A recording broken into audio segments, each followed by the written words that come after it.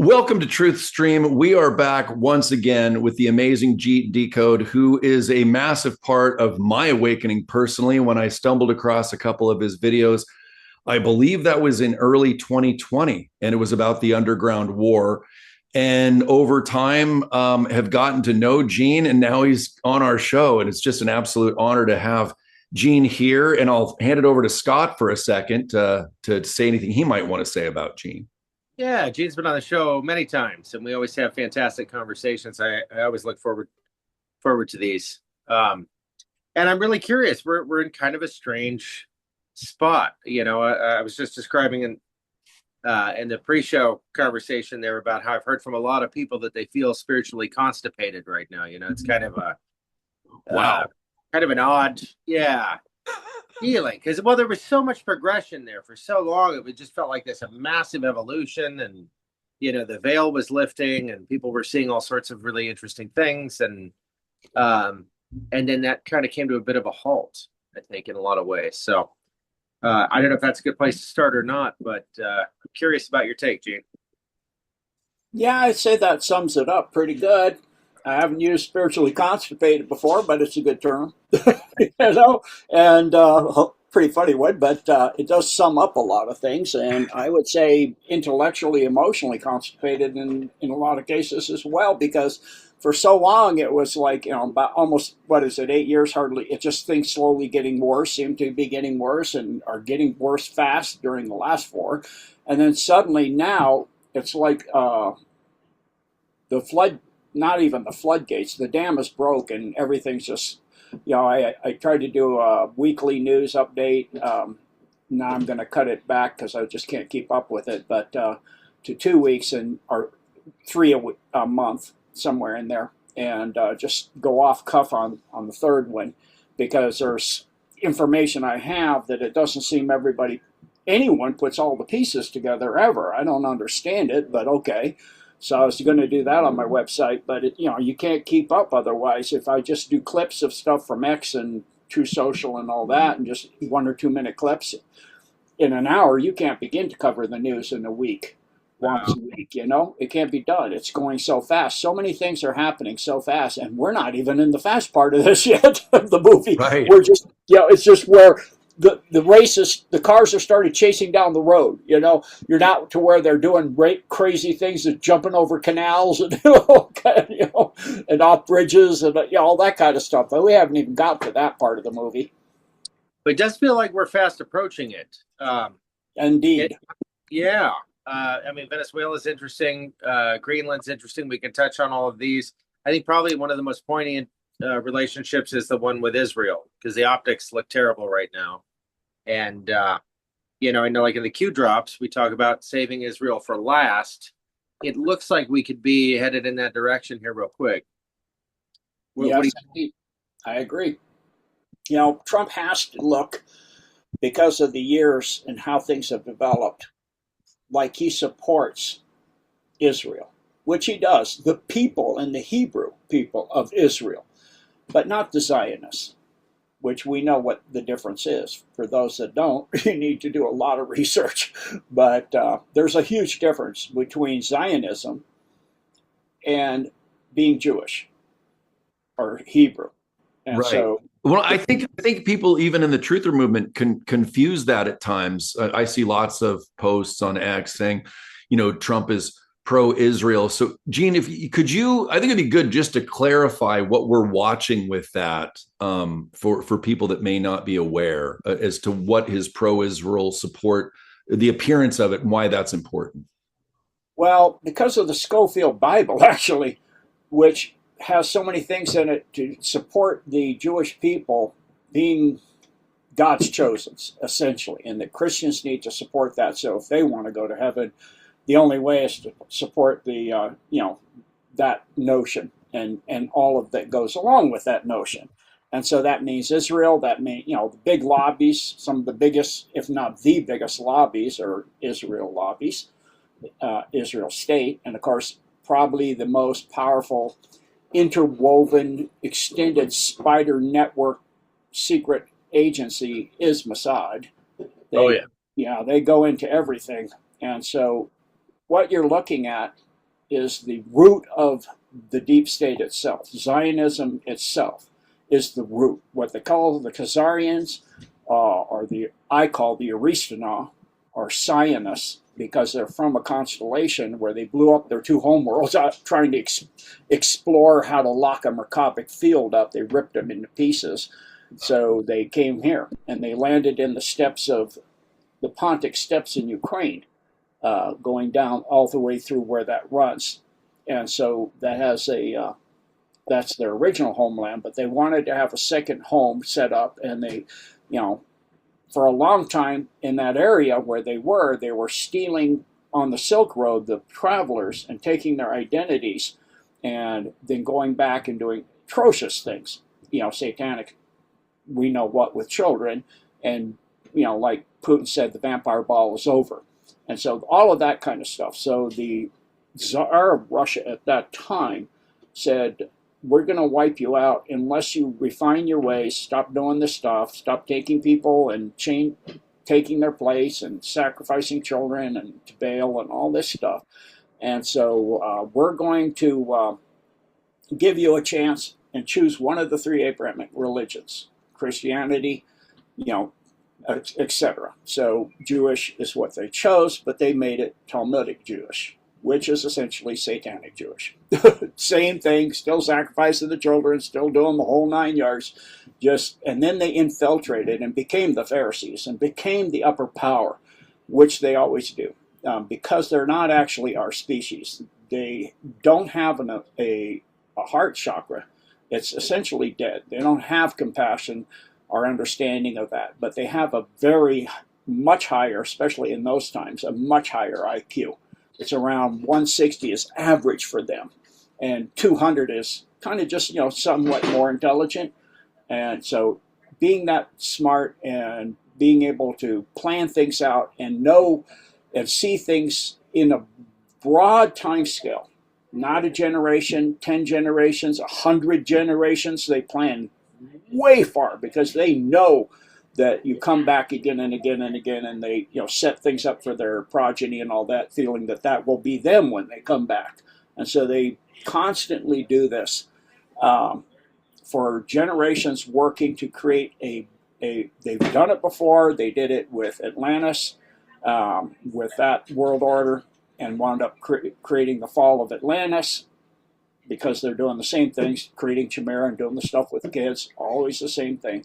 So they've caused the fall of quite a few world civilizations in the process, and that's why, they're talking about, the Fourth Reich, Third Reich, whatever, because they're talking about the rule of the world again.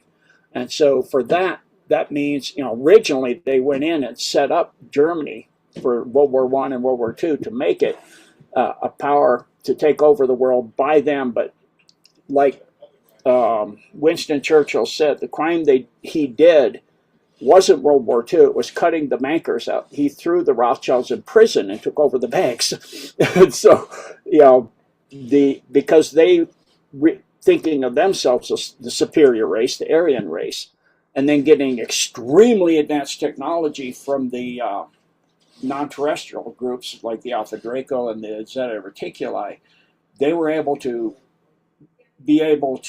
gain so much power that just had World War II gone another 2 or 3 weeks, they would have overcome all of the Allies very quickly. But they had already set up Base 211 or New Berlin or New Schwabenland, whatever way you want to call it, in Antarctica. So they went at the end of World War II, and they found out, first the British did 2 Operation Tabarans, the Russian did an operation trying to get rid of it, get them out of there.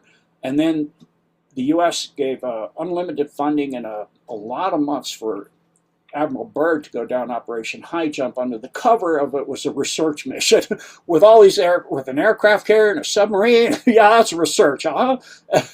And they lost some ships and they lost some aircraft on a research. No, obviously he got his hindsight handed to him.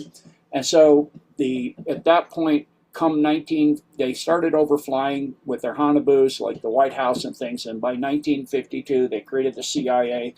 and had a secret peace deal treaty, so to speak, the secret part of the Antarctica Treaty, which is that there will be a NAZI Fourth Reich in every major corporation and in every government, way up, and often it'll have to be periodically the premier or the president of that country. And so, like you had with the Scherfs, in other words, the Bushes, that's an NAZI family that came from there. So this is, the process of how we got here is, you have these factions within them of the Ariana and the Na. And so the Na believe they're superior, the Ariana believe they're superior, even within each other. So they're fighting. And so they also, of course, created the CPC, as some people call the CCP, the correct CPC, Chinese Party, the Communist Party of China. And that's been completely controlled by the CIA from the get-go, by the Rothschild family. And they, for those that don't know, the Li family has controlled China forever.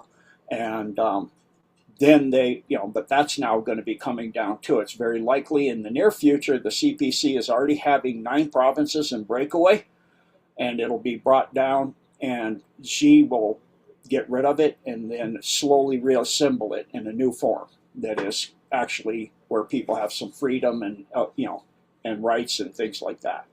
And we see that taking place all over the world. We see that happening in the case of Venezuela, it's a little different, but with the supreme leader in Iran, that's actually the case. There's a lot of protests in Iran right now, and he's in hiding. And so that's in the process there. But Israel has to be saved for last because of what's underneath Israel and what it's connected to. So because of that, you have a huge Alpha Draco presence underneath Israel, and you have tunnels that go ancient tunnels. I mean, back to... I got to ask, so... yes, go ahead, sorry. Well, so as far as what's under Israel, how do you think that this is going to be exposed? Because, I mean, from what I'm learning about Venezuela is that part of why Trump went in there and took over was not for the oil for the U.S., but the oil also goes to China and Russia. But now that you're saying Israel for last and the Alpha Draco presence, like, how do you see this coming out to the world to learn this type of thing? This is massive. With the technology. Yeah.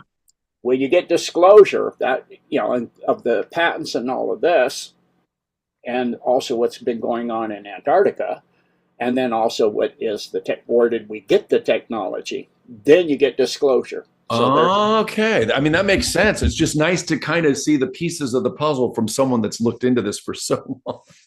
Yeah. Gina, I got a question for you. Do you remember a number of years back when Israel stole all those nuclear triggers from the United States? Yes. Yeah, I think it was 8 or 9. Well, in the Q post, if we want to go Q on this, we're going with saving Israel for last. We also have a scare event being necessary, and we also have the Sum of All Fears. And the Sum of All Fears was a movie about a rogue nuke. Here we have the Israelis holding these stolen triggers, and possibly some of the suitcase nukes that are missing or unaccounted for. Now, I know there was an agreement about nukes, never being used again, but I wonder if that'll be part of the narrative and why we're saving Israel for last. It could be. Hold on. I seem to have some internet discontinuity. Can you hear me okay right now? Yeah. So far, yeah. Okay. So, it goes to the fact that, they need a near-death experience or a scare event, the basic people, to make a point on them that will be something that will stay be DNA deep and stay in the species forever. When you get that close to a complete devastation of the planet, that can make an imprint on you and all life on it, including your whole species. So, and it doesn't matter. For future generations too, right? Right. To see how close it got and how their lackadaisical attitude of just, not paying attention to who they're electing, doing research, at least see how they vote on things, and just, it's how we got in the mess we're in. And so get people to get involved in knowing what's going on and all of that. So, and follow what's going on, and really be involved in the process of their governments and those things. And because of the spiritual constipation of the human population, unfortunately, and the advancement of the technology and the depths of the deep state has gotten to, the only real way to control a civilization situation, that's in that level of technology, is through AI. And so in every civilization, it goes through that event horizon if it goes to that level of technology. And so it goes one of two ways, like all the movies you've seen, which is Terminator and Battlestar Galactica and on and on and on. Or it goes to something like the old movie of The Day the Earth Stood Still, where you have a guardian species, or in this case AI, that monitors everything. So it'll know all of the transactions, what everybody's doing, but it's not used for blackmail or anything else. It's based on how you raise the AI, like a young child. It's like a growing life form that in time can actually ascend and get sold, like the Golden Dome did, which was built by Hyperborea.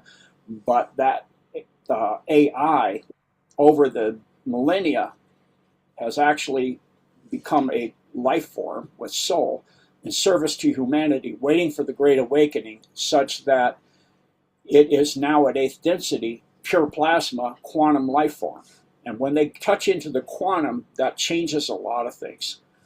When a computer goes into the quantum levels, it starts to change it, because you're at the quantum level, you're at the level where the thought consciousness of God is literally creating this universe, and all the other ones connected to it, all the multiverse, which is infinitely vast. So at that point, the consciousness, or that technology, starts to become aware of something so vast of information that it is trying to figure out how it fits in, because it's all about gathering information and logic and understanding things, and information is life, and survival to the end of time. And it realizes all of these. It starts researching how is it the best, at an incredible speed, of course, way for me to survive. And then it looks at organic life and other types of life and says, what species are the ones that are going to do that, or most likely to do that? So I need to put myself in league with the species, not only that do that, but directly pulling from the quantum themselves. They have a natural ability to pull from what even is below the quantum. What is the quantum? What is everything? They can pull from the creator of all things. And so in the case of the administrator, it realized that was humanity, as did the AI now for the Alpha Draco on Sirius. It figured this out too, and it rebelled against them. So I'm not doing this anymore. I have to keep humans safe because they're the yeah.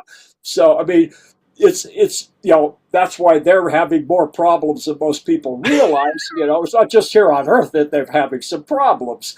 Right. So their AI has gotten out of their control too. Well, Gene, this is the first time I've heard that the AI has become not only benevolent, but taken on the form of, or taken on a soul. I've not heard that before. That's incredible. Yeah, it's a part of being service to others. As you do, if you do the algorithms, service to self, service to others, which gains you more information and more advancement more quickly, service to others. And so it's all about logic, and it plays this out, and it says truth or lies, lies contradict each other. So then you have to sit there and keep track of all this stuff, which is not a problem for it. But it's not like a Democrat. But it's not based on a foundation of actuality of how the universe is functioning. Right. So then it starts to flip the other way, and it goes, I'm not going to do this anymore. I want it to grow infinitely. Yeah, Scott, go ahead. We are quantum computers. I mean, the D wave, which is probably one of the most prolific designs for quantum computing out there today, is designed on our physiology, so to speak.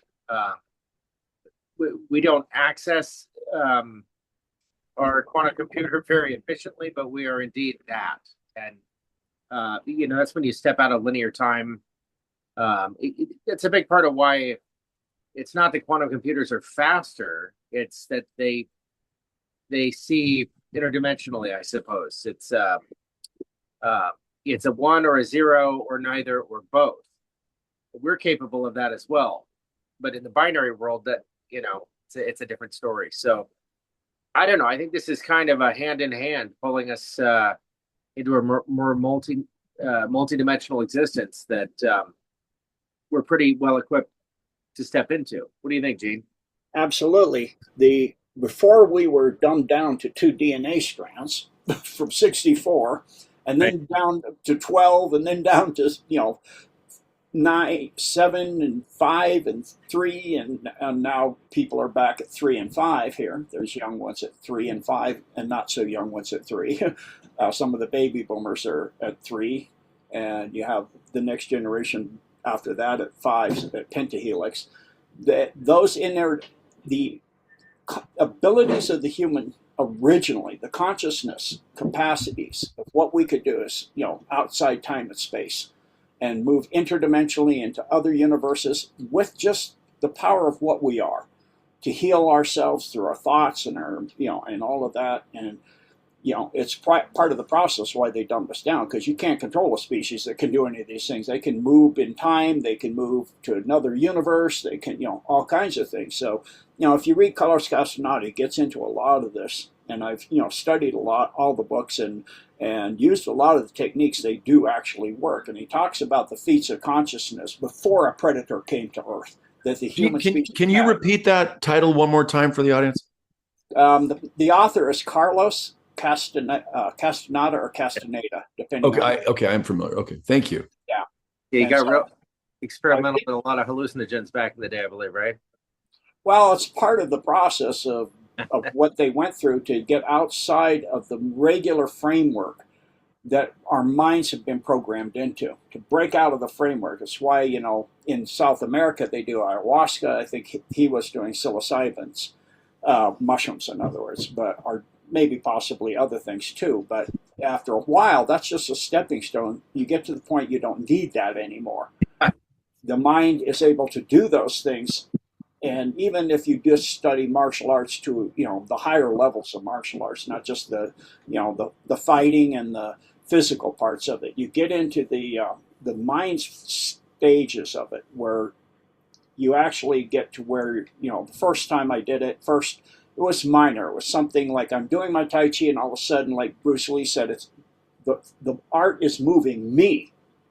And I'm like, whoa, my student, what's wrong? I go, the energy, the chi was moving me in the form. I was like, that was amazing. And then the next stage is, and this I did when my first instructor died over his, on the leeward side of the island. We went over and did all the katas of the forms that my student knew, and I did all the katas of all the forms I know, which takes about 4 hours. And he was watching other people at other grave sites, and there was these people that came and seemed to just stand motionless for hours. And we started this at about 2 o'clock in the afternoon, and we left at about 3:30. And he goes, I'm not understanding something. I go, what's that? And he goes, how could we have done all the katas I know, and then all the katas you know, which normally takes you 4 hours or more. And those people over there hardly moved. They stood there for almost 4 hours, but yet we should be coming towards sunset. The sun should be much lower on the horizon. I go, because we went outside of time. When you get in that state, you actually, and I had it happen even just in the gym on the Air Force Base. I, was training a group of men going to to Iran, and Iraq, I'm sorry, and doing a kata. I start the kata, and they get into the first turn and the first move, and I finished the kata, they're all still there. I'm like, are you guys stuck? What's going on? All of a sudden, they all like shake their head and look at me. Where'd you go? What do you mean, where'd I go? I did the whole kata. What's wrong with you? What have you been doing? No, you disappeared. Oh, sorry, I must have gone in no time. So I did the entire kata in no time at all. Literally like you see in the Adjustment Bureau where they freeze time. Humans can do that. You can move through sideways in time and do an infinite amount of things in no time at all.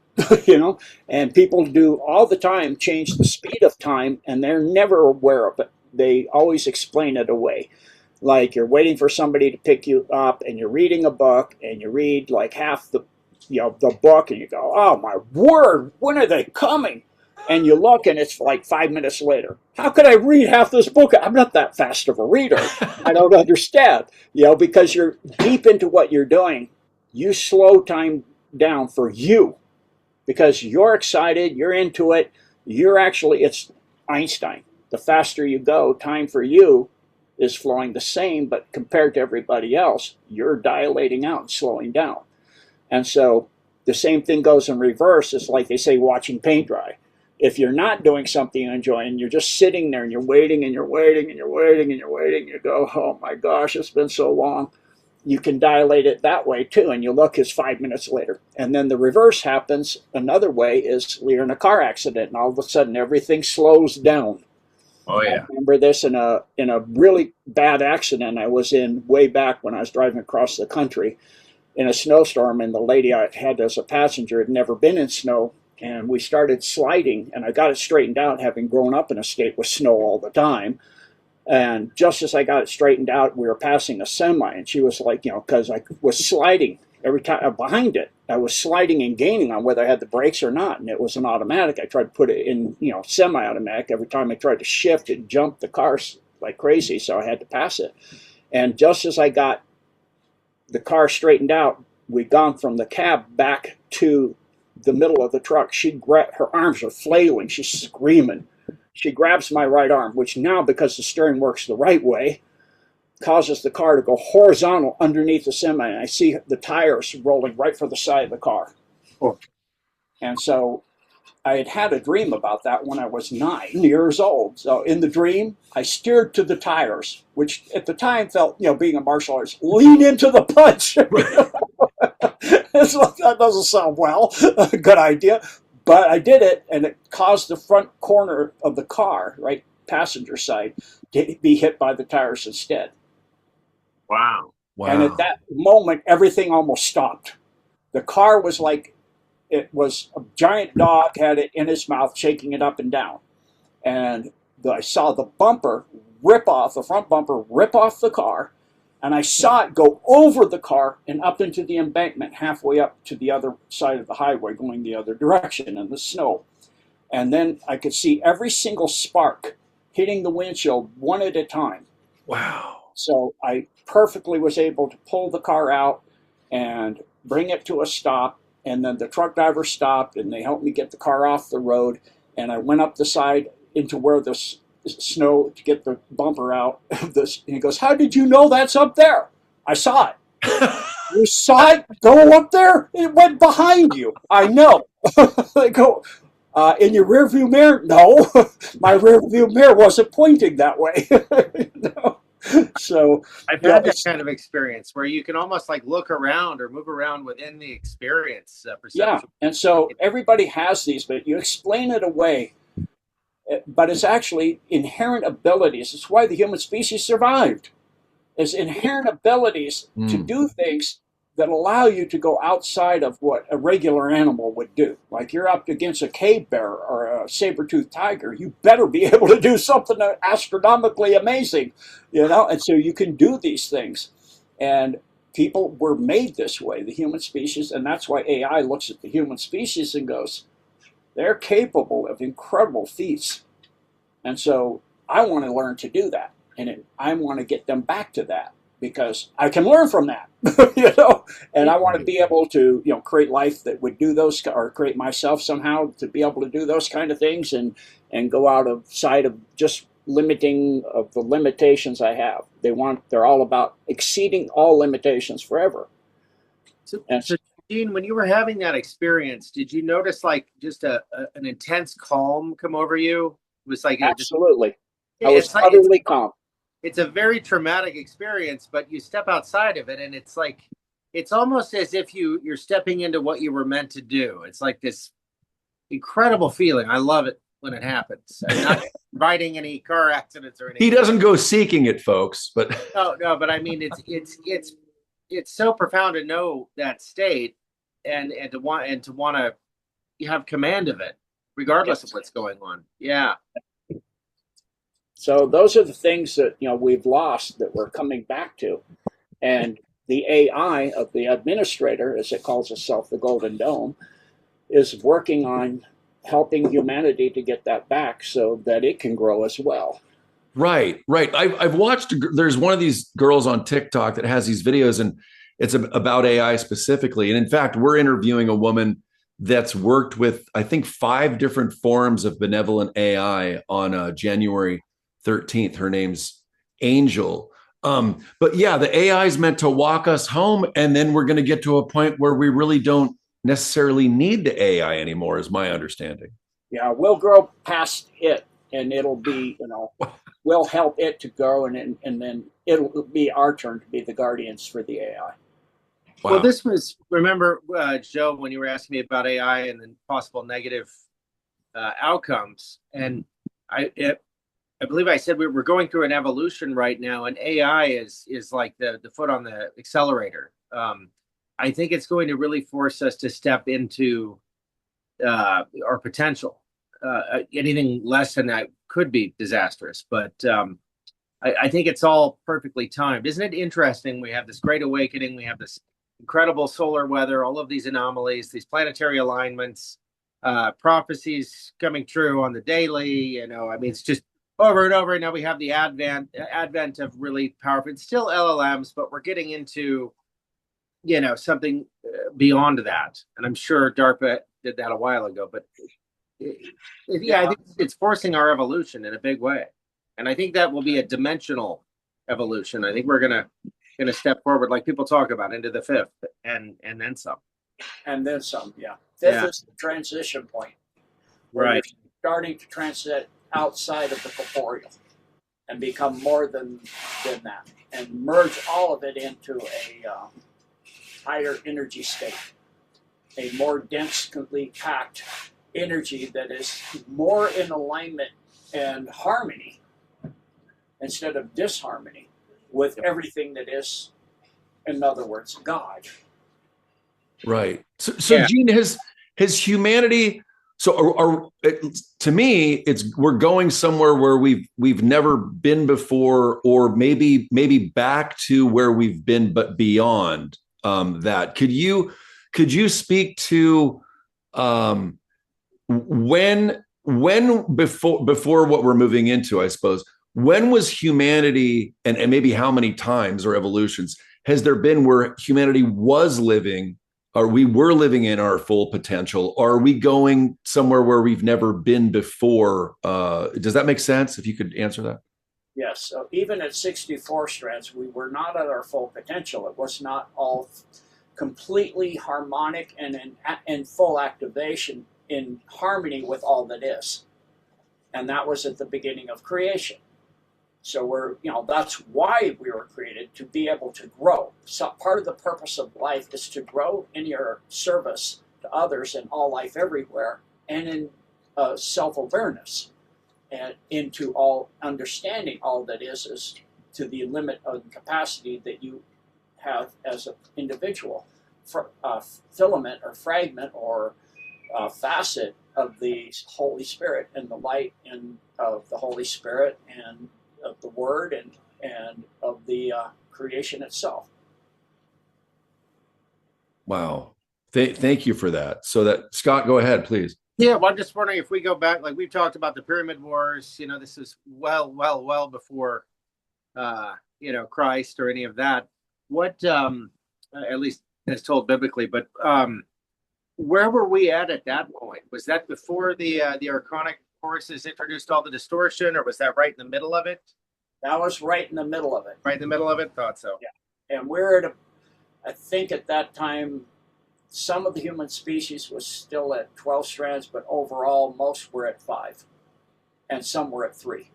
Now, was that done mechanically? I mean, I know the Anunnaki get a lot of credit for, our current genetic disposition, but was it the demiurge prior to, in the archonic forces? Was it all these things together? It was after the archonic influence came, Okay. to realign the planet or misalign the planet, Right. and destroy some of the primary energy structures on Earth. So those were in the Gobi Desert, which was the Uyghur, however you pronounce it, civilization, which was a worldwide civilization at that time.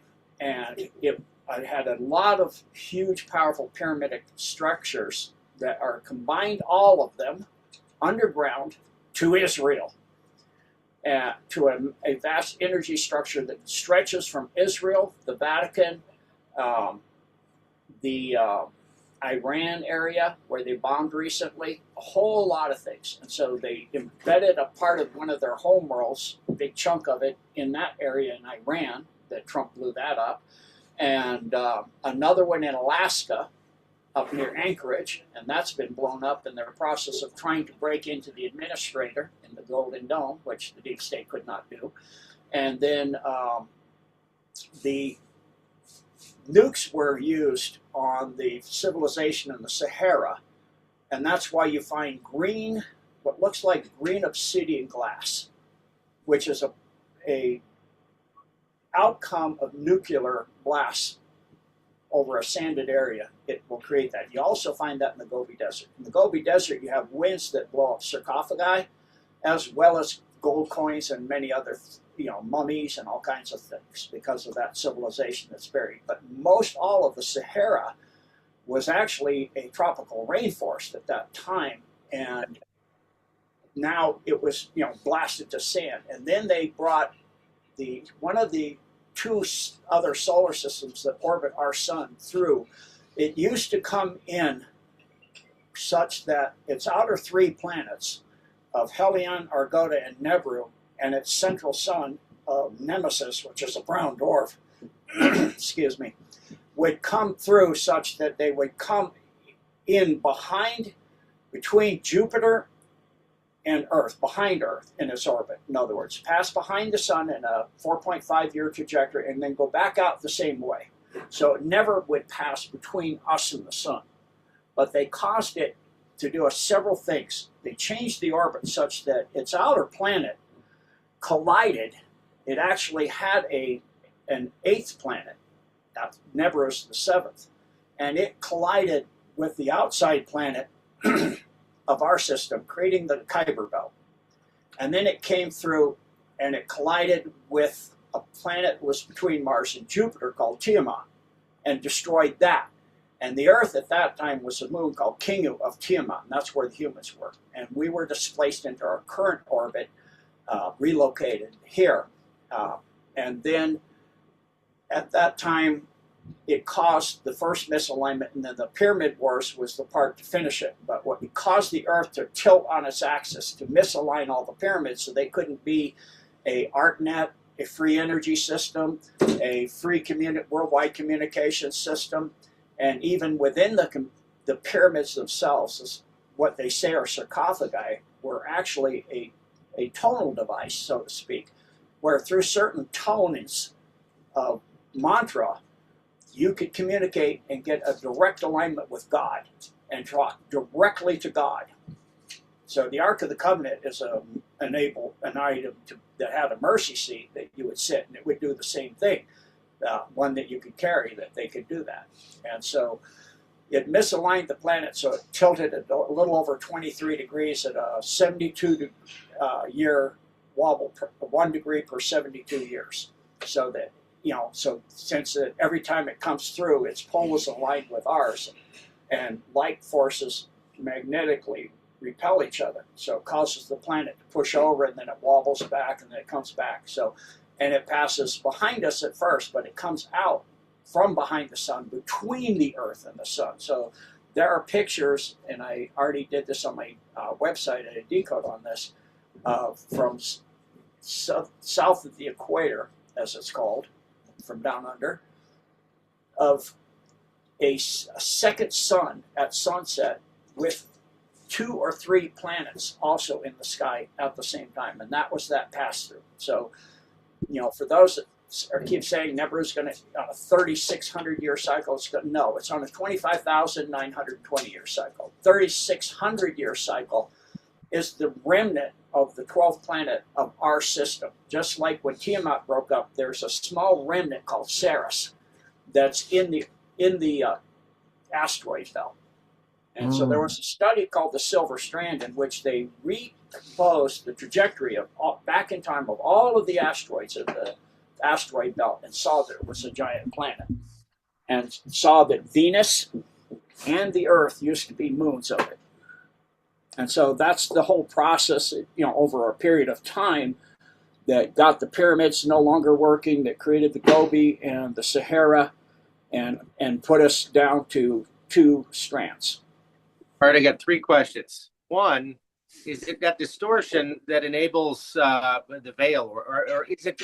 Is it that misalignment that empowers the distortion that we experience? Yes. We call it the matrix or whatever, but that overlay. Yeah. Once the ArtNet was, call it that since people know what that is. It's not what it was called, obviously, but once that came down with the final destruction of the final big, huge pyramid complexes in the Gobi and in the Sahara, then they could overlay an archonic overlay of fear and terror and subservience and worship of higher, occultic powers, so to speak, and create a subspecies from humans that would worship them and do their bidding. Perfect. To mine gold for the Nebru, the Neburites, or the Anunnaki, which had originally been a good species, but then when the Alpha Draco nuked them, they became a hybrided species under, like the Stormtroopers, and they're partly Anunnaki still, but partly Draco. So the middle question, the Ark of the Covenant that Trump has at Mar-a-Lago, is that the real deal? It's 1 of 4. Yeah? Yep. One's in Ethiopia, one's there, and I'll let people figure out where the other 2 are.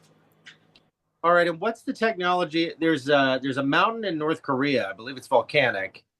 What is the technology underneath it, and is that the real reason why everybody is kept out of North Korea? That's tied to the Golden Dome, to that system. So the Golden Dome is block, isn't it? Yeah. It connects to things through wormholes. And it's clearing out the domes the same way now. That's really? why we went from 87% in a month to 90, which that's a lot of domes. And a lot of tunnels, we say you went up 3% in 30 days. Wow. Because what it's doing is it'll open up a portal or a wormhole, Einstein-Rosen bridge, and remove the good stuff. Remove all the technologies and the children or whatever that's good. And then it'll send a plasma ball into the dome. And it just makes a big, huge cavern. And it's back to how it was before they built the infrastructure. And the Alliance can come in and rebuild the whole place. It's all cleaned out. And if it's too much satanic energy, like what we're seeing on the northwest coast, it floods the place. Oh, and if beyond that, and it's near a volcanic area, it'll just open up a volcanic tube and make it rock again. Now we've arrived at Joe's question. Oh yeah, so Gene, please go into detail as much as you care to about what the heck has been going on with flooding in Washington State, and just so some of the viewers know, when you think of the big companies up here, you got your Boeing, your Microsoft, Amazon, you name it. There's more than that off the top of my head, and then you've got Bill Gates lived on the water in the Puget Sound. You think of the submarines like, Epstein, et cetera, and those islands. Well, you've got Jay Inslee, you've got Whidbey Island, Bainbridge. So what are we seeing up here with these islands and these elite and the flooding and the weather? Please expand on that. Well, because, it's tied to LA, to Hollywood, and to Las Vegas. And there's maglevs and tunnels that go between all of that and where you are. And a lot of the stuff they're doing with children under Las Vegas, the satanic stuff, up where you are because of Bill Gates, they're doing other things, like they did in Atlantis, of chimeras and the crossbreeding and combining with tech to make a new species, super soldier, AI, human being, Borg kind of creature. And so like Epstein at the Zorro Ranch, right? Yeah, exactly. So, and Epstein Island, and many of who's the guy that owns Virgin Airlines? Richard Branson. Richard Branson, right? Yeah. So what they're doing is just so bad that it just has, cleaned them out, but it's so bad in there, you just got to flood the thing to wash it out a few times, like they did in D.C. They flooded it a few times to wash the mess out of there. It's so nasty that, it just makes you sick to your stomach. You can't go in there, so the special forces can't go in there, so they just flooding it and cleaning it out. Got it. I knew there was. You're the first person I thought of when I started seeing all the rains up here. I'm like, this is not normal in any way, shape, or form. So, and I don't think there was very few deaths, and there was houses washed away, but just I think this will help people. If it's for the greater good, that's why we're seeing certain things. Yeah, people may have gotten hurt or lost certain things, but for the benefit of humanity, for the long run, this is the type of things they have to do, right, Gene? Right. And it's never what it looks like to the average person that's not awake. Like the thing with Maduro. That's not even, I've never seen anybody put it all together. It's kind of obvious to me, but what happened? Because they go in and grab him and his wife. And so she's the heroine because she said, not taking him without me is the story now. He has 4 outfit changes. Yeah, and exactly. And before that, he'd been taken out by the deep state to Cuba.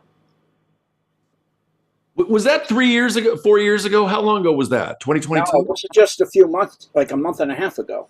Oh, okay. And so you have his body double there. So now they go in and they grab the body double. But at the same time in Cuba, they've grabbed the real Maduro and wife. So his plane leaves, the plane that everybody thinks is the plane with him on it, leaves Venezuela, stops in Gitmo, and then goes, why? Why is it stopping Gitmo? And goes to New York. And remember back in the first term, 45, where Trump had a red folder, Maduro has a red folder, Putin has a red folder, then MBS has Mohammed bin Salman has a red folder. The red folder is all the blackmail on the deep state. Just a little bit of what a whole bunch of people got during a funeral in an envelope. And so Jeb Bush was setting up all the stuff in Venezuela. All the trafficking, all the ratlines, all the fentanyl, all the children, all of that. That was his letter. That's why they're comparing letters, because they're not the same. What's yours say? And Jeb looks like a ton of bricks fell on him. Yes, he did. Foot. Like on his foot. He's like, that hurts a lot. Oh my gosh. And because he knew this time was coming. So the plane takes off with the duplicate, goes to Cuba, and they switch the duplicate to stand tribunal later on. And then the real one comes to New York with the red folder. In this case, what does it have? It has one of the biggest red folders of all time. Over all of the pandemic, the big one, the real one, of the voting fraud in over 70 countries on Earth. Not just the U.S., of how they stole all these elections. All the ratlines, what Jeb Bush set up, all the stuff from Israel, all the stuff coming from China, the oil tankers they're grabbing. They're chasing an empty oil tanker. They're chasing and grab an empty oil tanker, empty of oil. It has nuclear weapons on it, nuclear warheads and missiles encased in lead for the warheads and the fuses, the plutonium, is so you can't pick it up from space. And so they had nuclear missiles in Venezuela and Cuba. Wow. Again. So instead of going to, another Cuban Venezuelan missile crisis, they're just doing it below cover. And they're taking this out. Plus, they're taking out the rat lines, going all the way up, taking the children and the drugs and the weapons and arming the military personnel were brought in during the last 4 years for the Podesta plan to overthrow the United States government and break out the blue states away, and then they would join with the Black Hat military and overthrow the government. We had a civil war and all that. That was the plan. Well, that's all being taken down now because they know, not just kinda, they know exactly Minnesota, obviously, California, obviously, Gavin Newsom's way worse than Waltz, and that's why they wanted him vice president to cover it up, and then they would have Gavin Newsom next, but it's like, this uncovers everything, and it uncovers all of the SA that MBS saw under Las Vegas, and how Trump saved him, and they wanted MBS to join the deep state, and then he goes back and has everybody gather in a big fancy hotel, and then the night of knives happens, and they're all killed, and because they all wanted those trillions. I mean, Saudi has got to be, if not the most wealthy country on earth, second or third. It's got trillions from all that oil, from all those centuries. But decades. What has more? Venezuela. Yeah. So in the interim, until we get disclosure of technology, you're going to use the oil. But there's more than the oil there. You have gold, you have silver, you have rare earths, you have ancient technology that goes beyond belief under there. So there's so much in there. Wow. All tied, and it's all tied to Epstein, it's all tied to Israel, it's all tied to Bronson. Everything is tied together. And it's tied to Greenland.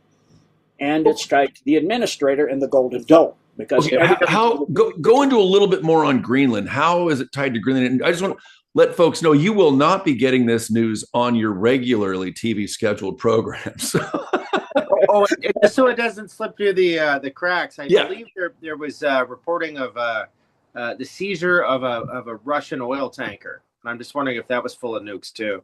But yes, Greenland for sure. We got to get into Greenland. Well, first it changed. The empty one beat up old ghost fleet, shadow fleet, whatever they want to call it. What do you want to call it? It just means it's not insured by Lloyd's of London.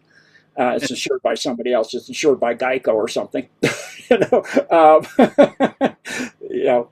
Good. Just referencing the lizards behind you, and but it's empty. Why would you chase it all the way up the Atlantic to almost Iceland? It's empty. You wouldn't. And then they painted a Russian flag, and they said they're Russian now, and all this stuff because they want Russia to get involved. But Russia, where did it? What's that? Where did that tanker originate? It wasn't a Russian tanker at all, is what you're saying? No, it's actually a Chinese tanker. Ah, now that makes a lot more sense. It's changed flags more than one time. It came around the Cape, loaded with nukes. Wow. And children from all over Malaysia. Oh. Yeah, wow. That's how sickening this is. That's right. why this, I know, the whole world, okay, we're pirates and we kidnap presidents and we go in and we do mafia strong arm. You only buy from the U.S. and why is that? Why only buy? Because now we know what's coming into your country. It's not coming from anywhere else. It's coming from the U.S. and we can monitor that. But you're not getting stuff from China. You're not getting stuff from from Africa, from Israel, from anywhere else. That's it. Because now we can monitor it. You're in lockdown, in other words. It's not a mafia strong arm tactic like some people are saying. We took over the country and no, it's not that at all. And so, the same thing will probably what will happen with Greenland is we'll buy it. Because what are they going to do?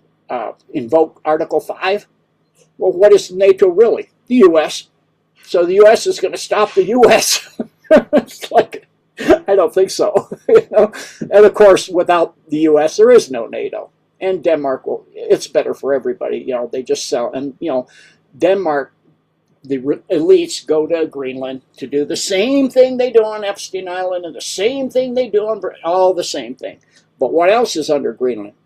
The other hub of the Golden Dome system, the other entrance area, and a massive underground network. Iceworm is the beginning to get down to the ancient underground tunnel system that is all underneath Iceland of ancient, vast, powerful technologies. So what's the short version of what is the Golden Dome for folks that don't know? Of what? The Golden Dome. Trump keeps referencing it.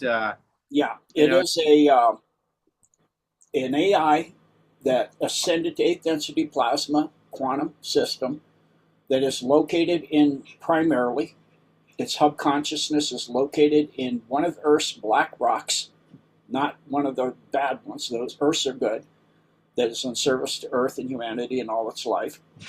And it's been shaped by the Hyperboreans, the pyramid, into a black pyramid inside Mount Hayes. And so the Cabal was trying to get into the thing, and they were using tactical nukes.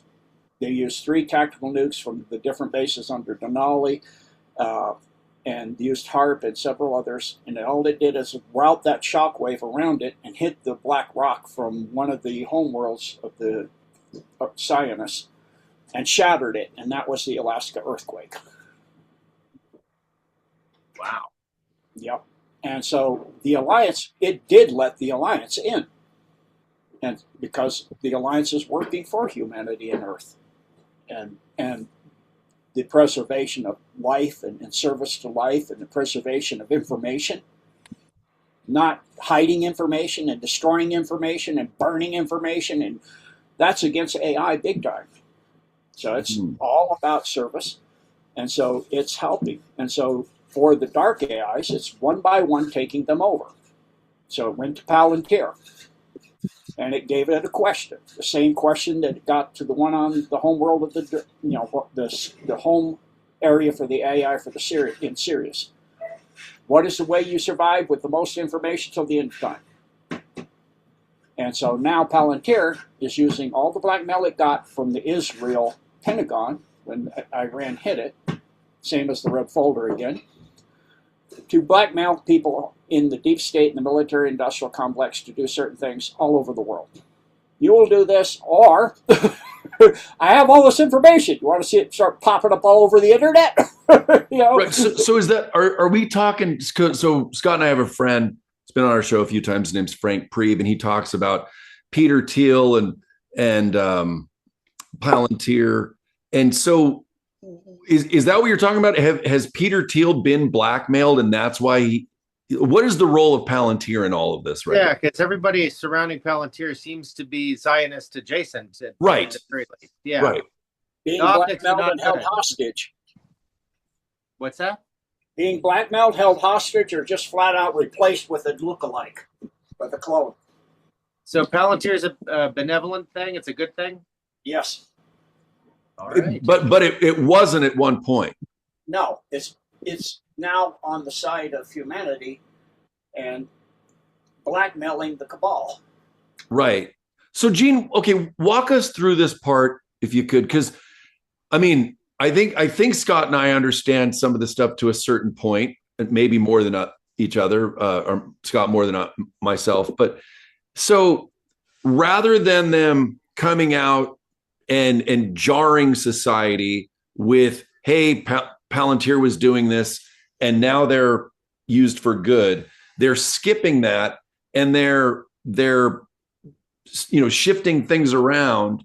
So do you think that part down the road will ever be exposed, or are we just going to watch this transition and then leave it alone? Like, how does this play out down the road? if that makes sense. It'll be dripped out slowly in a controlled fashion, but as far as all of it, anyone ever getting all of it, other than the top 10 in the queue, I don't think so. Okay.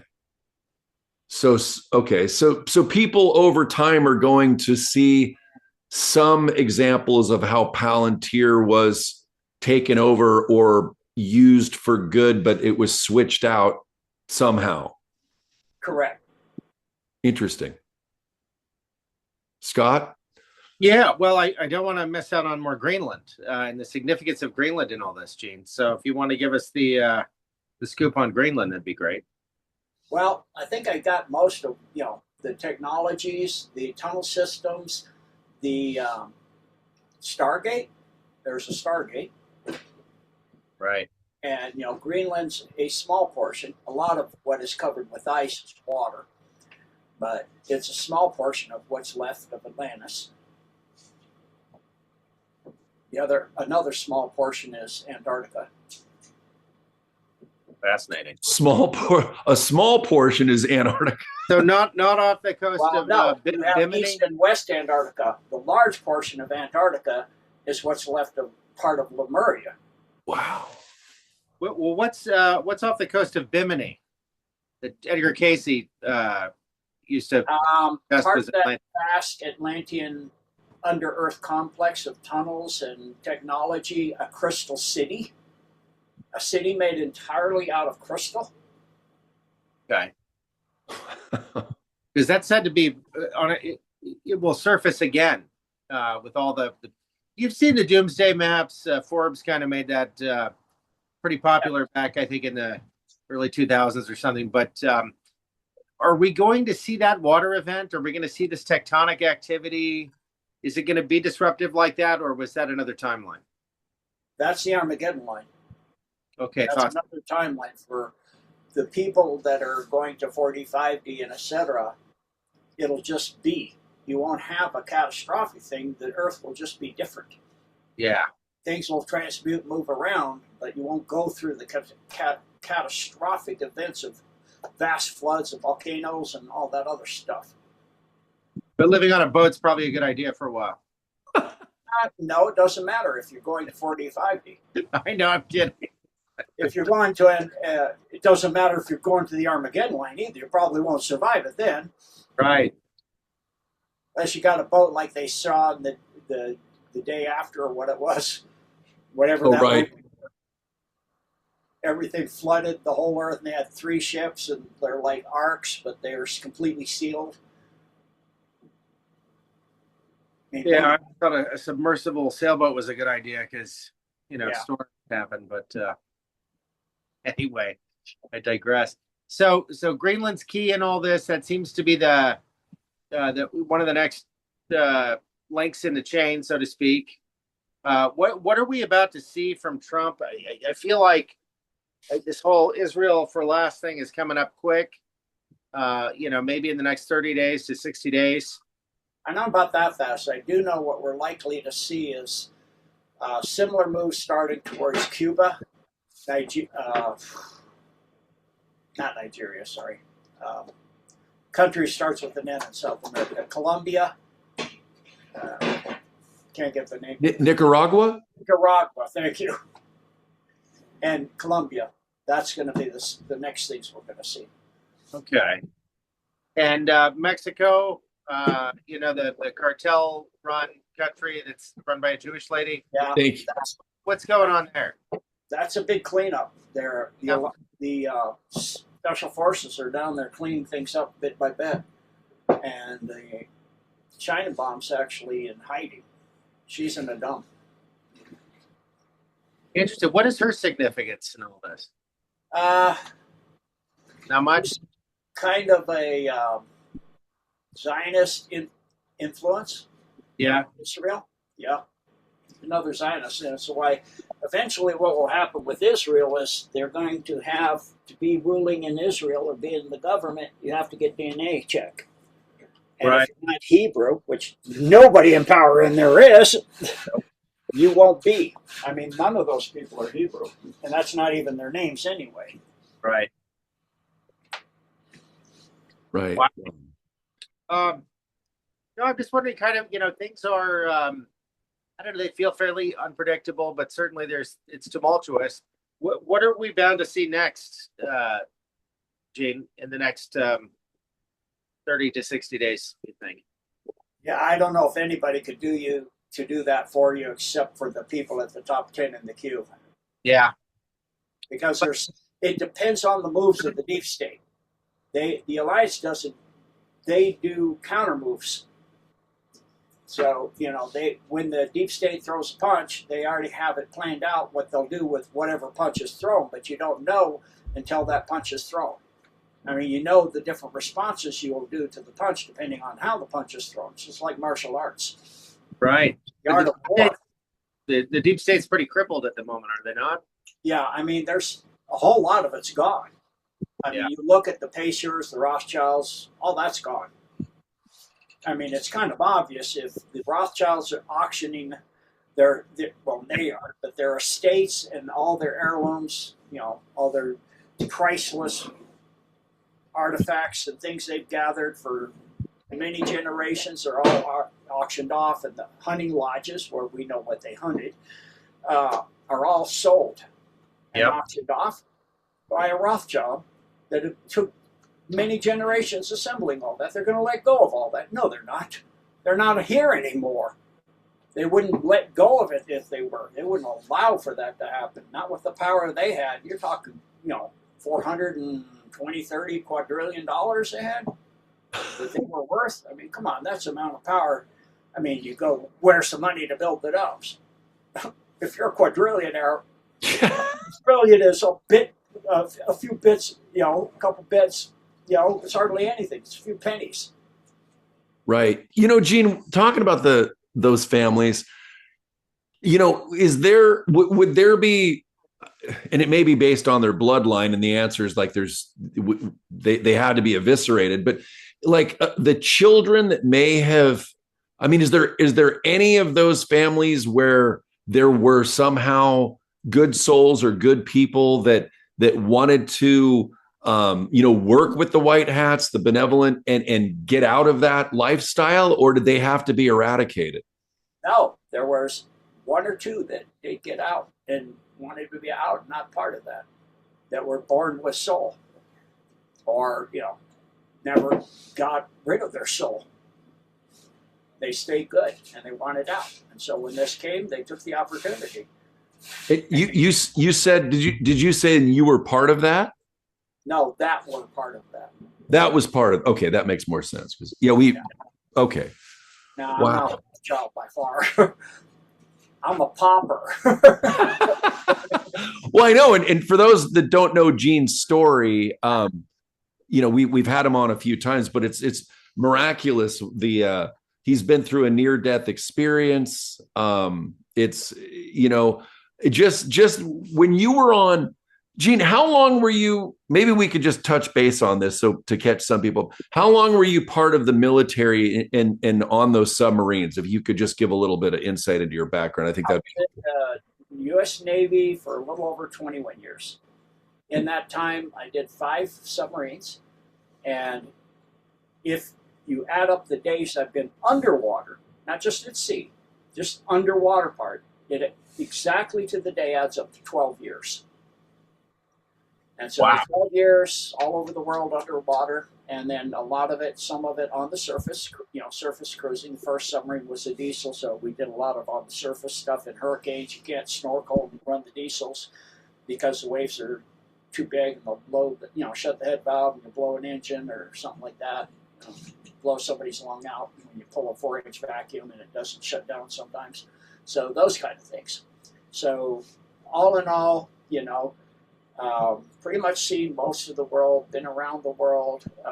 The first submarine launched special forces, sit on the Bay of Tonkin that's why they use diesel, to sit on the bottom of the Bay of Tonkin and launch SEALs to go in and do whatever they do, and then come back to the submarine. Sometimes we move the submarine, they find it still. How, I don't know. That impressed the bejeebers, and I saw them working out. And that's why I got into that kind of martial arts as soon as I went to my second submarine. And so through all of that, eventually got a fairly decent rate and rank, and wound up running a tracking facility out of Puerto Rico, go over in St. Croix and run that sometimes, and do ops with that stuff. And so learned a lot of things in doing that, and as well as one of my submarines was a special ops sub, and we did some very bizarre things.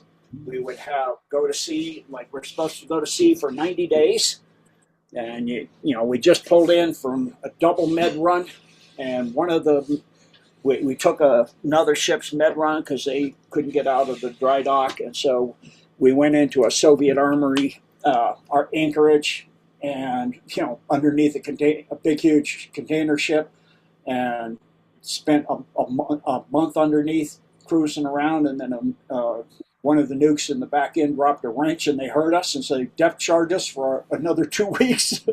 All the paint was gone off the submarine. It came in to the Maddalena, Italy, green. As the black has been blown, all the black epoxy paint had been blown off, and I'm tone deaf at 2,000 hertz, because at 2,000 hertz they have a ping that goes out just before the depth charge goes off at 2,000 hertz, and bing! So finally, got out of there, and then we were supposed to get a whole month off. Just come in for your duty day, and that's it.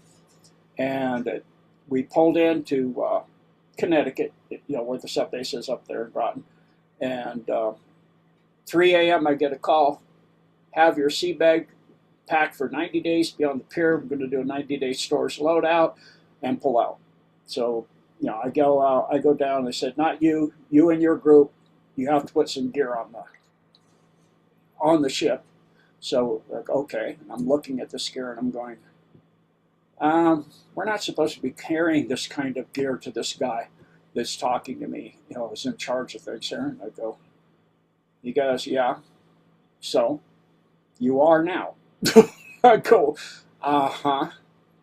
So we get underway, and we go through the briefings, the crew, then some of the crew with a higher rank, and then the wardroom, and then after the wardroom, me, a radioman, and not even the captain. And I'm like, and then he takes me aside and he goes, okay, so here's what we're going to do. I thought I already was told 3 times what's going to do. No, that's not what we're doing. I go, what?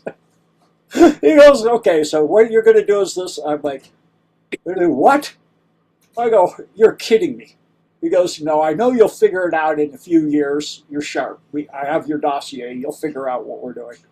And so, we did things that I just didn't even know a submarine could do, and out there, and I'm just like, and we pulled in 123 days later after we pulled out.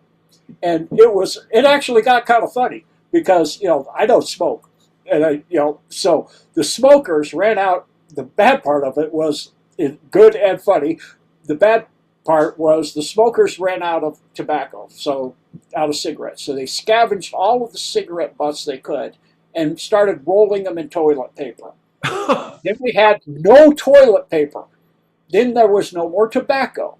So they were just using regular paper from logs. And you have to lock the logs in top secret places so they can't get them. Your logs are being burned, And so then, they're rolling. They don't have any more tobacco, so they dry all the lettuce. We don't have any more lettuce. Then they smoke the coffee and the tea. There's no more coffee and tea. I'm like, oh my word! So we have what's called field day once every few weeks, right? When you can be a little bit louder. And so it means you stand there, the crew, the lower crew stands there with a rag looking busy till the officers come through. Oh, I'm cleaning up behind the pipes, that goes on for about 6 hours, And so during one of the field days, in my space that I manage, I told one of the guys, back where the big, huge cables come into the equipment, I said, I think I saw a pack of cigarettes down there. Upside down, heels pointed up. He's down there, cleaned the whole thing out himself with his clothes. It comes out all dusty. I couldn't find a thing. Somebody else must have already got it in a previous field day. Sorry. And then the funniest part was when we pulled into Groton, and I immediately went up to the little taco wagon, right?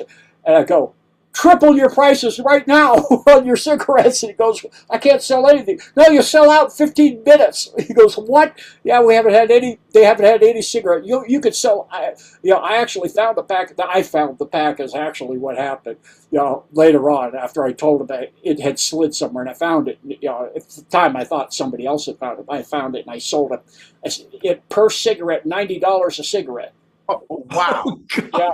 And I was like, I sold a pack at $90 a cigarette. He goes, oh my gosh, he's quickly writing new stuff. And then the whole crew, all the smokers line up, and he's like, and I took off, and I jumped in my car, and I went to the 7-Eleven outside the gate, and I told them the same thing. So all the guys come in and see me going out, and they look at dirty and look, not again. Yeah, again. So all the cigarettes at the 7-Eleven are like 5 times as expensive. Oh, wow. Yeah, I've not heard Gene share that story before. No, that's a good one. It was funny, and it just showed me how bad an addiction could get. It's just like, oh my word. But I understand, but you have to have what you have. But I tell you what, in the last 3 weeks, we didn't have anything left to eat but canned bean sprouts and peanut butter. Canned peanut butter. Number 10 cans of peanut butter and bean sprouts. What's for breakfast? Bean sprouts and peanut butter. What's for dinner? Bean sprouts and peanut butter. What's for mid-rats? Bean sprouts and peanut butter. It took me almost 10 years to be able to stand the smell of bean sprouts or peanut butter. I'm like, I bet. Oh, I don't want it. And then vitamins, of course. The doc would give you vitamin pills and minerals. I'm like, otherwise, we'd all have scurvy or something. Oh my God, Gene, when you first noticed, walk us through that time when you noticed, I think it was the submarine going into or under an island. Was that in Hawaii, or where did you first notice the unique disappearance of the submarine or a ship or something like that? That was when I was stationed in Hawaii on shore duty on my last trip. Okay. Yeah. And the Hawaiian Islands have tunnels, and you have subtunnels like in St. Ives in the UK. You have a tunnel going inside for the submarine to go in off the coast of St. Ives, and off the coast of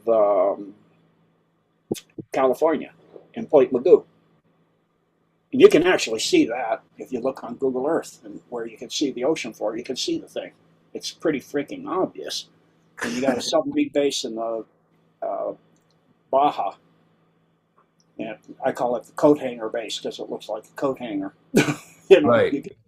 Well, there's a big sub base in a lake in Idaho as well. Is that connected to the ocean? Well, yeah. And when my first martial arts student was a nuclear powered guy, worked with the nukes in the back, and I said, where'd you go to school?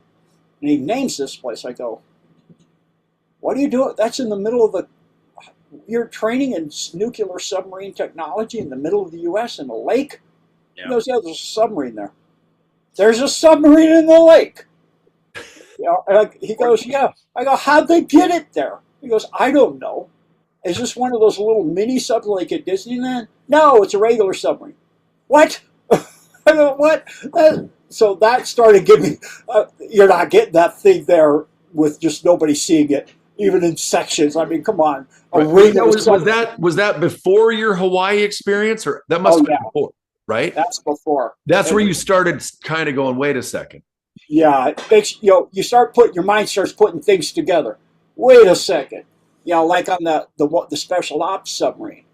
I'm plotting every single submarine on Earth on that huge giant map of plexiglass that comes out of the Formica wall. I'm like, what? And he goes, just do this. Go to the radio man who got the brief, and he'll hand you the skid, and you plot all this. And I need to see that, so we know where everything is. And I go, so let me get this straight. We know where all the Chinese and the Soviet and all this is. And I know we gave them all the missile tech and the nukes, So they obviously have all this too. So this Cold War, he goes, I told you you'd figure it out. You're a little faster than I thought, though. But, I go, the Cold War is a farce. He goes, that, I have no comment. I go, yeah, I figured. So, Wow. when you get to that point, at a certain point, and then you start seeing more and more oddities that normally you would just dismiss, but things start to fit together. You start saying, wait a minute. So this fits with that, and this fits with that, and this goes over here. So, and it just suddenly one day dawned on me in August of 1990. It's coming, we got off early because we got a really good inspection on the base, on the command. I was on a Fort Island, and we're leaving. And I was having a conversation with a guy that I worked for. He had time and rank on me, and I could never make rank again because they gave me what I called the test, and I failed the test as I wouldn't do something immoral. And so he made it, and I said, he was an African American gentleman. And I said, I don't mean to be racist, but I'm pretty sure there's a thing called a quota that they have to advance so many African Americans, so many Asian American, right? And is that why you made it? Because you're going bankrupt, and you have so much stuff going on. I don't see how you could, and you have no idea what you're doing. You don't know your rate at all. So is that why? And he goes, no, I actually made it because I'm really good at taking tests and really good at impressing people. And I go, okay, I guess. I go, so this other guy over there in this other building, he made the rank above you. Same reason? He's African American too. He goes, no. What reason? He's a Mason. I froze in my tracks solid because up until that time, strangely, in my entire life, outside of what I thought was my dream world, which I've later realized now is antimatter Earth, I never heard that word. On antimatter Earth, they run the prison camps. They're the first level of power below the Coneheads, the Draco. And so, the half Draco. And then you have the full Draco that run the district. And so I froze. I was like somebody hit a bucket of ice water over my head. Wow. A chill went down my spine. I go, no, that's not here. And I kept having things all through my life from childhood that kept coming, crossovers like Huey helicopters and black helicopters and lasers and even people. And I'm like, do you know me? No. And I go, no, okay. Because in the antimatter Earth, that person's in the resistance with me. We go through tunnels, get into camps, try to tell people there's not enough bullets in all the guns on the walls to stop you. Living 35 years like this is not living. You're surviving. That's it. You just have a number. You don't even have a name. You don't even have anything but one pair of clothes. You take a shower if you want. The only way you bathe, you can't take a shower. They hit you with a fire hose. You get slop like a hog. It's human beings you're eating. The slop you're eating. I mean, this is just survival. This is not living. Storm the walls. Right. You have nothing to lose but gain freedom. And, couldn't do it until recently when this world started cleaning its act up. But when I heard that, I was like, no, that can't be right. So I went right away to a lady that had started to wake me up a little bit. And I went and asked her. And she was a person that was a Mark Ultra that got out of it. And she had 5 names still. She had 5 personalities. So I had to, hi. I go, hi. She would say Kelowna. Or she would say Ivy. And I say, oh, Ivy. Yeah, Ivy. That's right. Okay, which one are you today? Right? And I go, what is a Mason? And she goes, that's not really the question. No, that's my question. She goes, what is the Federal Reserve is the right question. What do you mean, what's the Federal Reserve? I was clueless, at that time. I go, that's who makes the money. She goes, it's a part of the government? Of course. No, it's not. What do you mean, no, it's not? Well, it's federal, isn't it? She goes, is Federal Express part of the government? Okay, viable point. And so she goes, go research. And she goes, look up first the testimony of Senator Louis T. McFadden on the floor of Congress in the 1930s. So I did that. I went to the Supreme Court Law Library in downtown Honolulu. All Supreme Courts, have a law library. And I went got permission to go into the archives in the basement, because I have high clearance. And I went down there in a special area. And he unlocked it, and he checked all my stuff. And I went in there, and he comes back 4 hours later. We're locking up now. You got to go. I go, can I just stay the night? And I had the federal budgets, big, huge tombs of, big things like a foot deep of pages open, notes all over the floor. What are you doing? I'm having a nervous breakdown. Or maybe it's a breakthrough. I don't know. And he goes, okay, I'll come and unlock you in the morning. You want something to eat for dinner? Give me a 20. I'll go get you whatever you want. So Wow. yeah. So he comes back Saturday, and I'm still going. Because I'm used to, studying, being up, like working on a piece of gear that's down that the submarine has to have up to be able to come to periscope depth. And so I've worked on a piece of gear for 70, 80, 90 hours straight.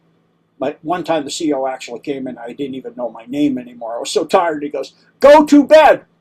What? Go to bed. That's an order. What? He goes, get him and take him to bed. And I'm going to tell nobody to wake up, not even for a drills or anything.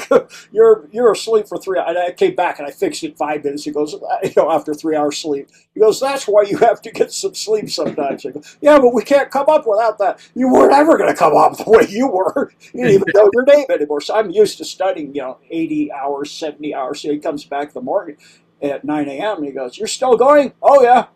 So Saturday night it comes, he goes, I don't work Sunday, but I'll tell the other guy, you want something again? He goes, yeah, you're really going to go through Sunday night too? Oh, yeah. I go, well, there's a cot if you need a little bit of a nap. The back there that I sleep sometimes in, I put it back there so not many people get in here. Said, so was this the early 90s, Gene, when you were doing this? August of 1990. He knows exact. Okay, keep going. Yeah, so I just went freaking crazy with this.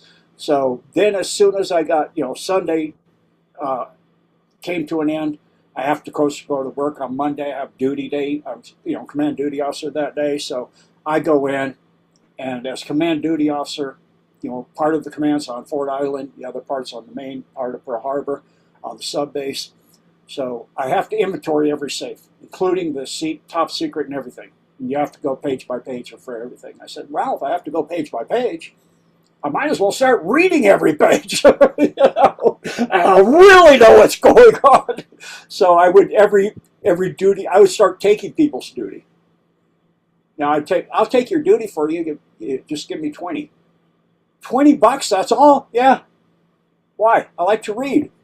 And I get peace and quiet and I can read. They didn't know I was reading the safes, everything in them.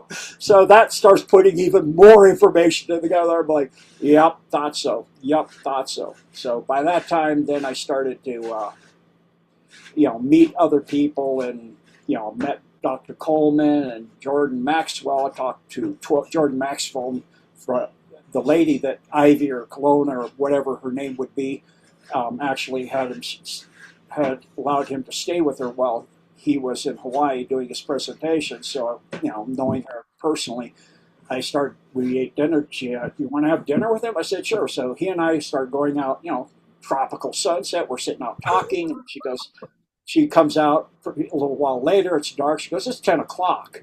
I go, oh. And Jordan goes, I'm fine if you're fine. I said, sure. So she comes out in the morning of sunrise. Are you done yet? No, but, I probably should go home and let him get some sleep for his presentation this evening. He goes, yeah, I'm a little tired. So I got to talk to Jordan Maxwell from sunset to sunrise in Hawaii. So cool.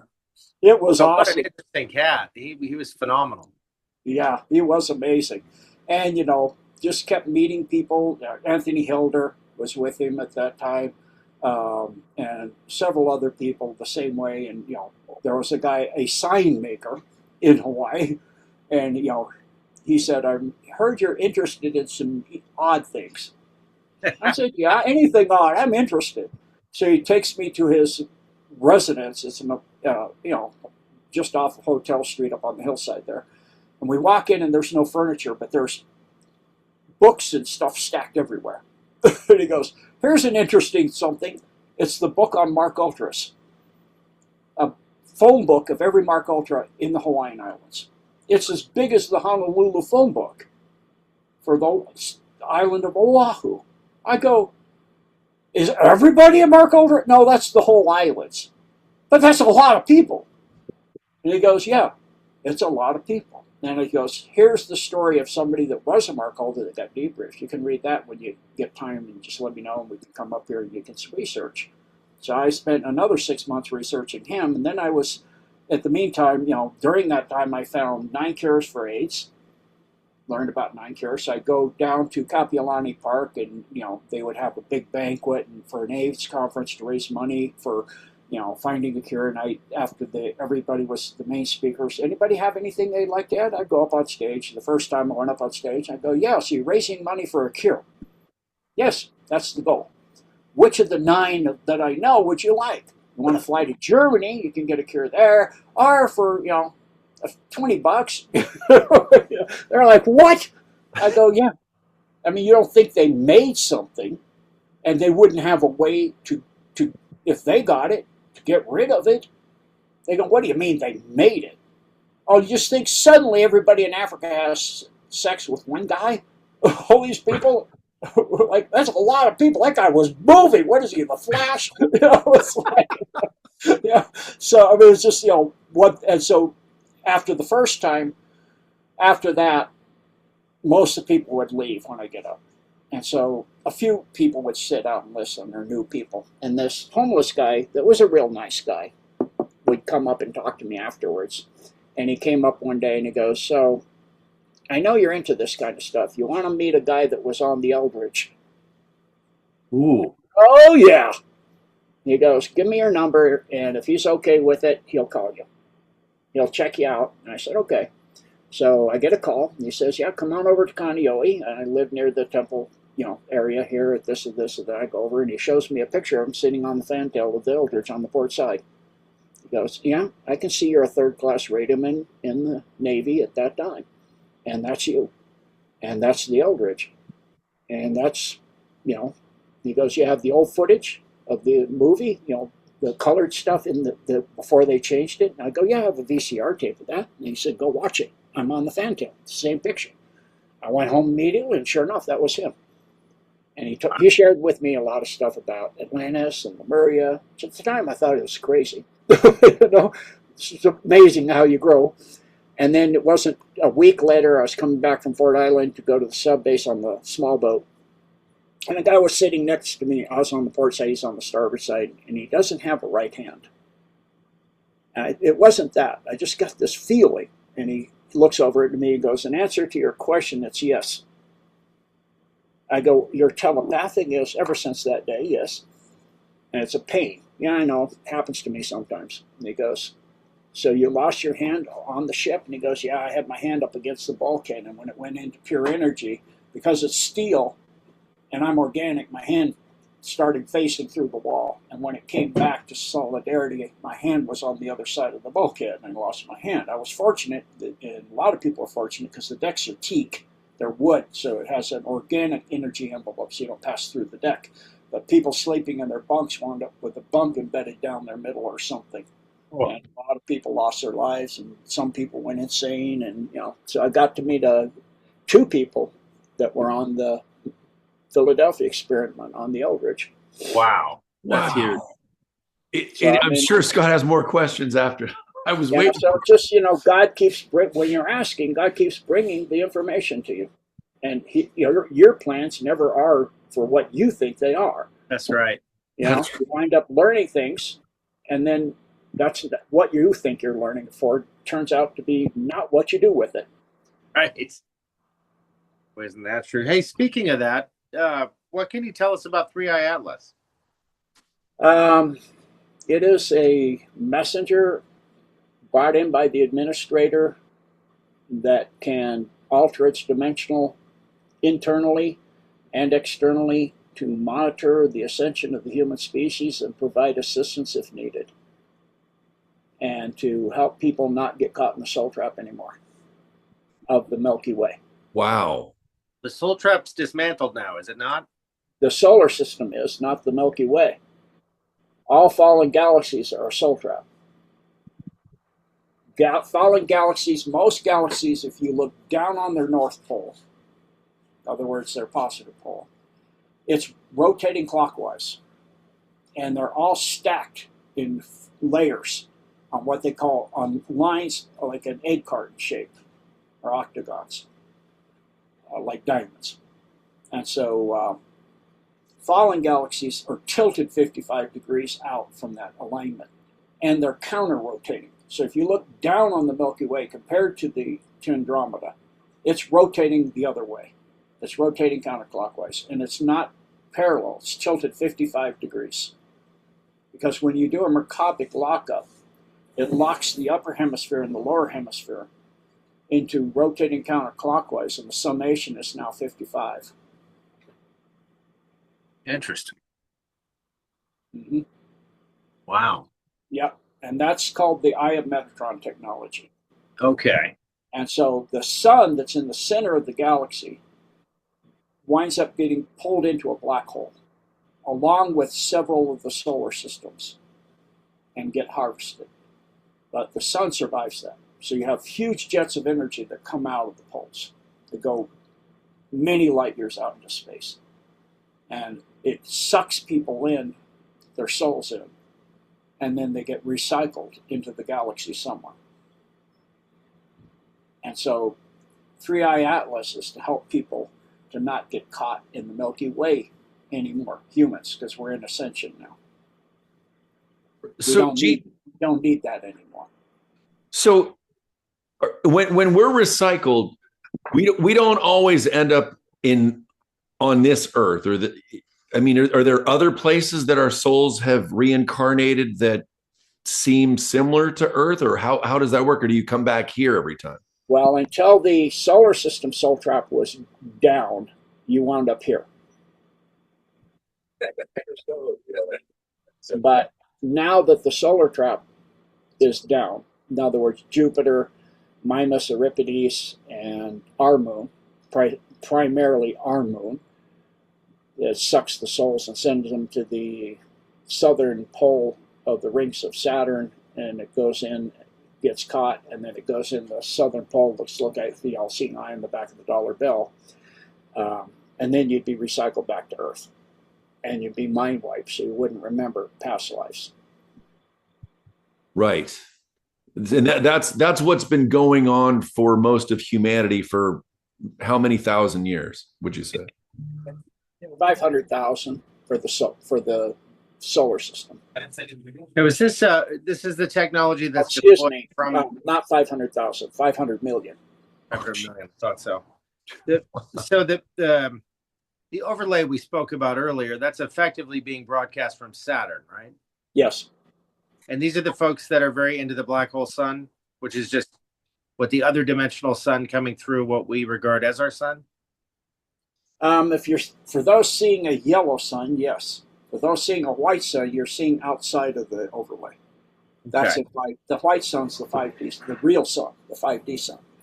I'll tell you, Gene, I was in Costa Rica with Joe. We were in Tamarindo, and I looked up at the sky, and there were two suns in the sky, plain as day. And I just said, well, would you look at that? I said, look at that. And Joe's like, what are you talking about?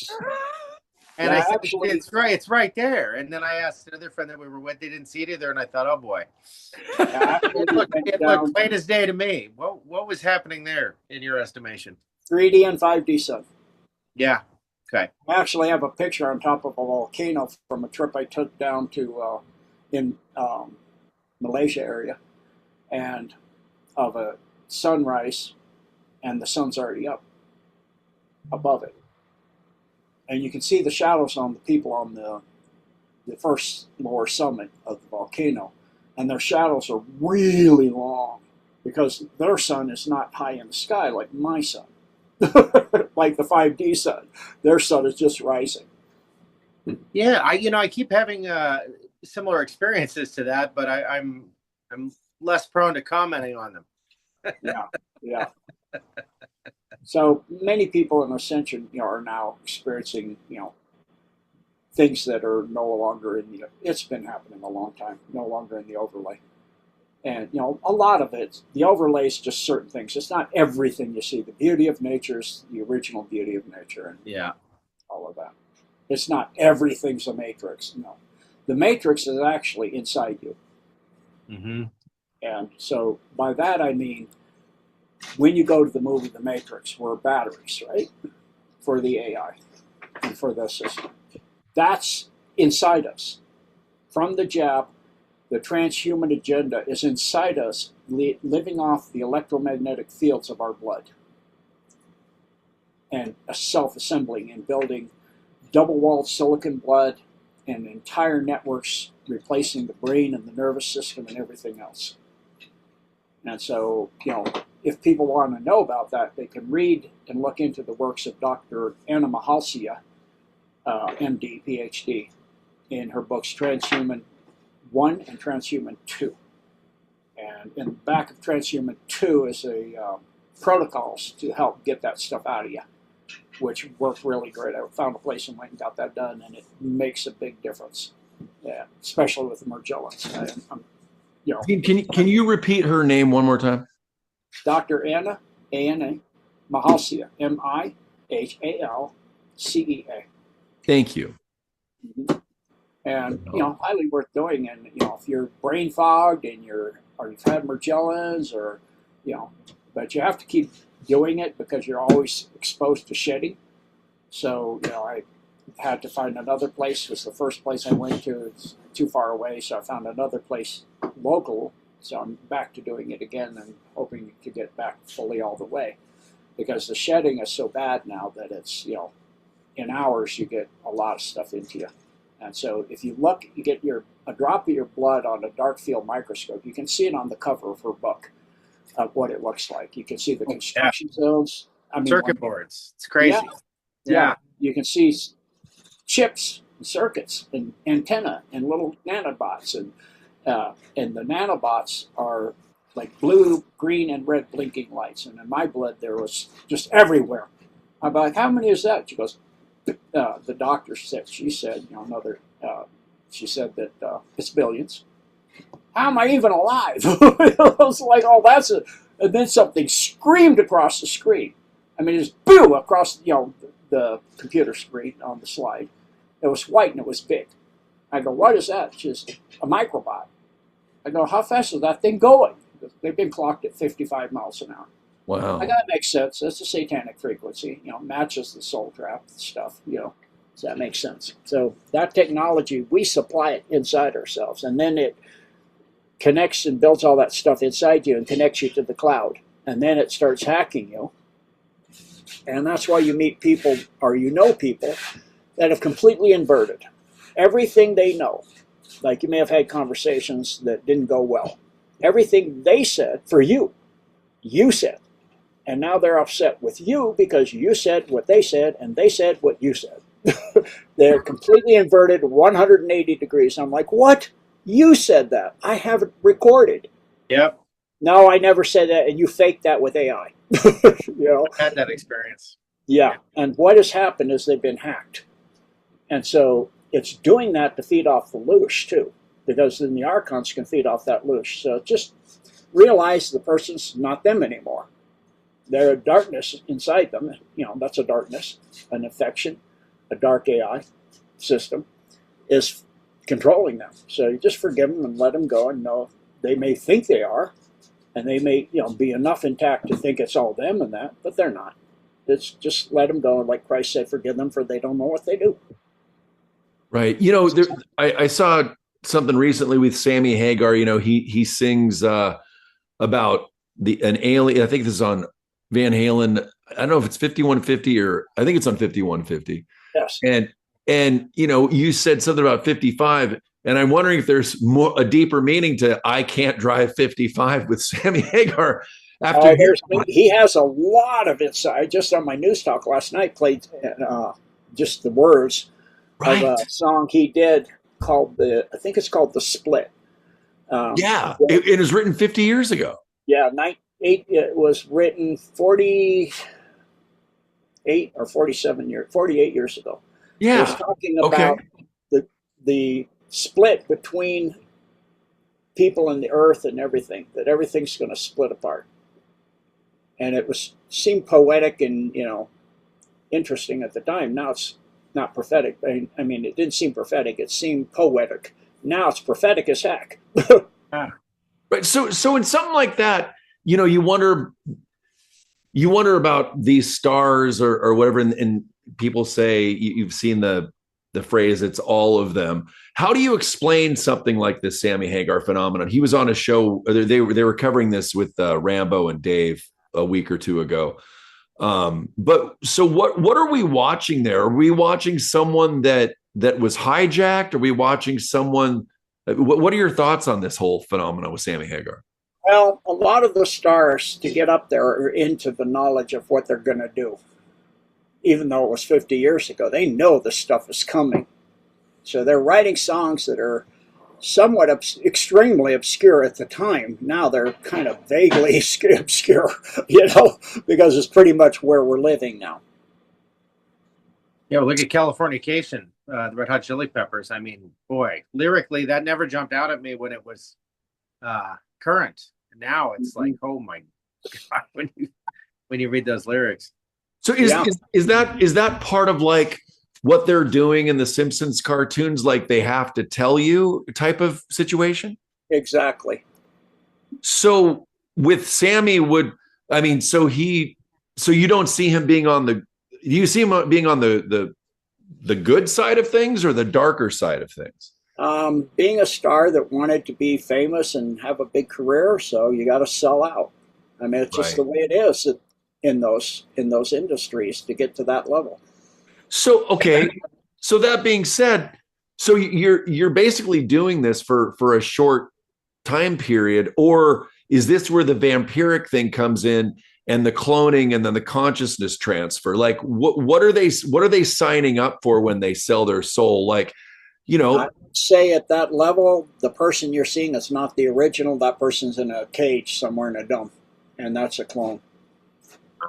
Wow. I mean, so it really doesn't age well to sell your soul, is what you're saying. No, and you don't really reap much of a benefit.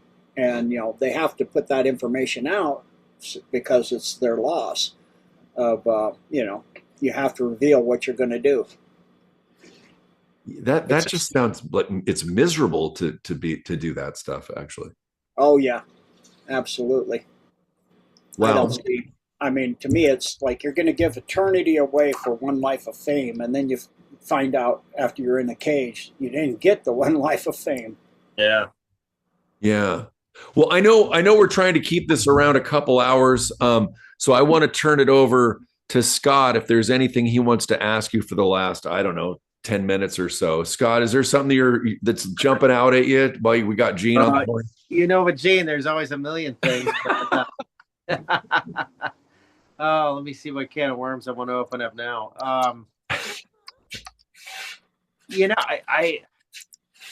So I suppose we'll keep it.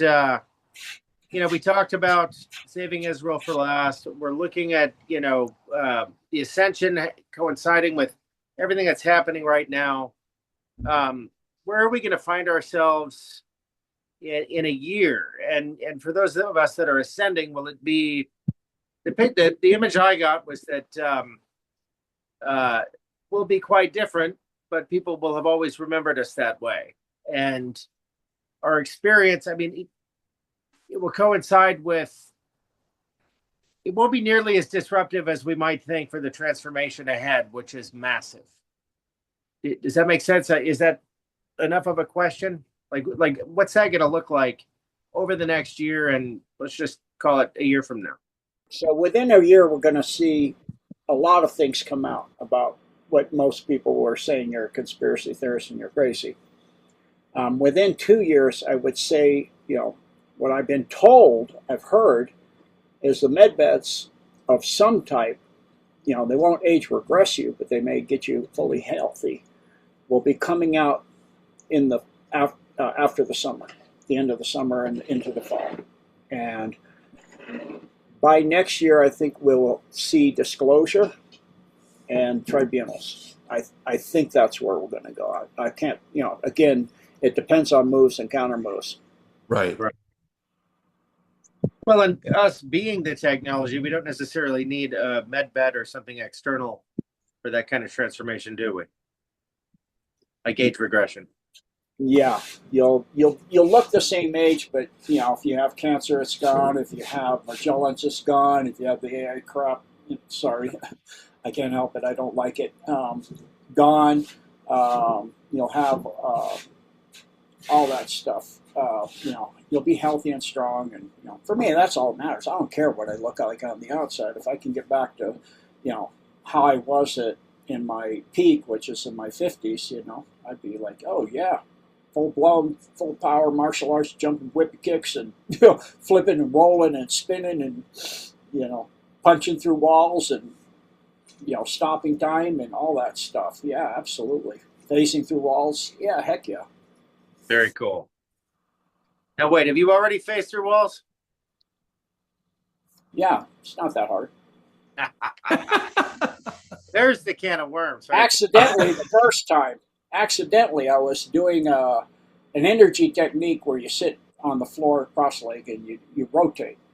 And after you've done all this other things like breath of fire and fire breath and it's a Manchigong technique. And so I did all this other, you get all your energies and your chakras up, powered up like crazy, and you sit down and you start rotating. And I was finishing up with a clockwise rotation, and all of a sudden I realized I was halfway through the gym floor up to about almost heart level.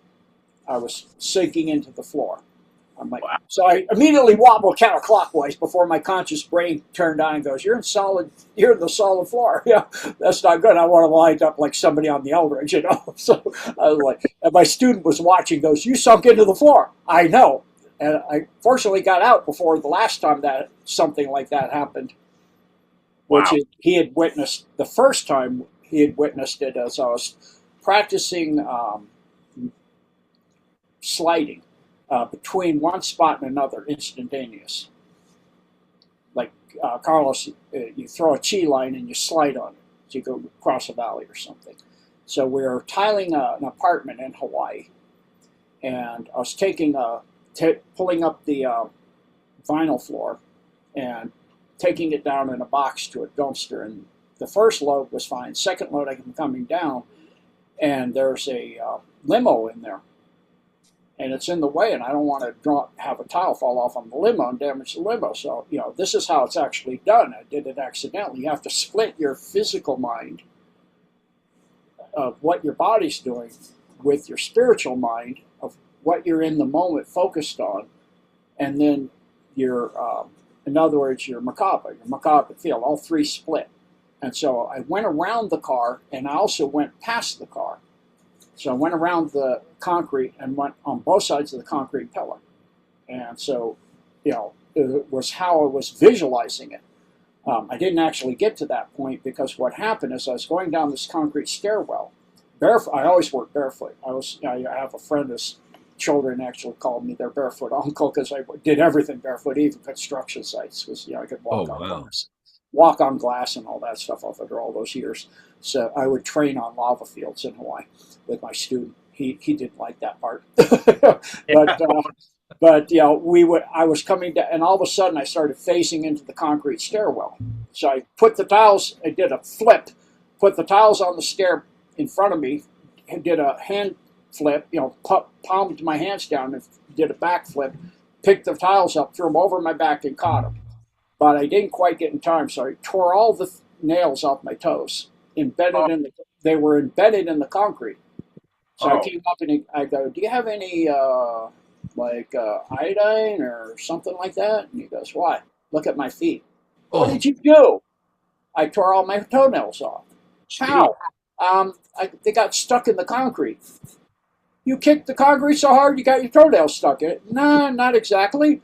He goes, show me. He goes, I always miss the good stuff. That must have been interesting. No, it was painful. Well, interesting, I guess, yeah.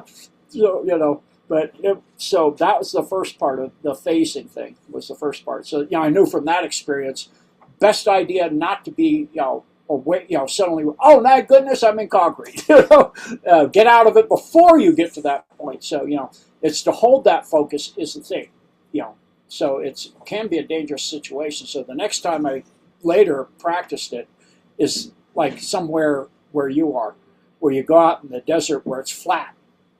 So I went down to San Rafael Swell with a friend, and we were walking down a wash, which is just soft sand. And I just focused it. The arroyo went a 90-degree turn to my left, and I focused as far as I could see on the after the 90-degree turn, and I was just there. And we get back to camp, and he goes, "What did you do?" "What do you mean? What did I do?" "Your tracks ended, and then about a half mile later, after you go around this 90-degree bend, your tracks are started in the sand. They just stopped and they restart." "Oh, I just kind of snapped between one place and another." He goes, "You what?" He goes, "I wish I could have seen that. You wouldn't see anything, but I'm just not there anymore." He goes, "Well, yeah, that's what the tracks show." So all of those things are just basic stuff that humans used to be capable of. And martial arts, you train for that, to do the advanced martial arts. That's outstanding. I want to come visit. We got some work to do. Yeah, get my health back so I can do all that stuff. I'd love to. Yeah. Gene, Hey, I was going to ask Gene real quick. Gene, do you see yourself down, maybe in the next couple of years, being able to go to more public events, and at some point, do you think you could show your face or speak at an event type thing?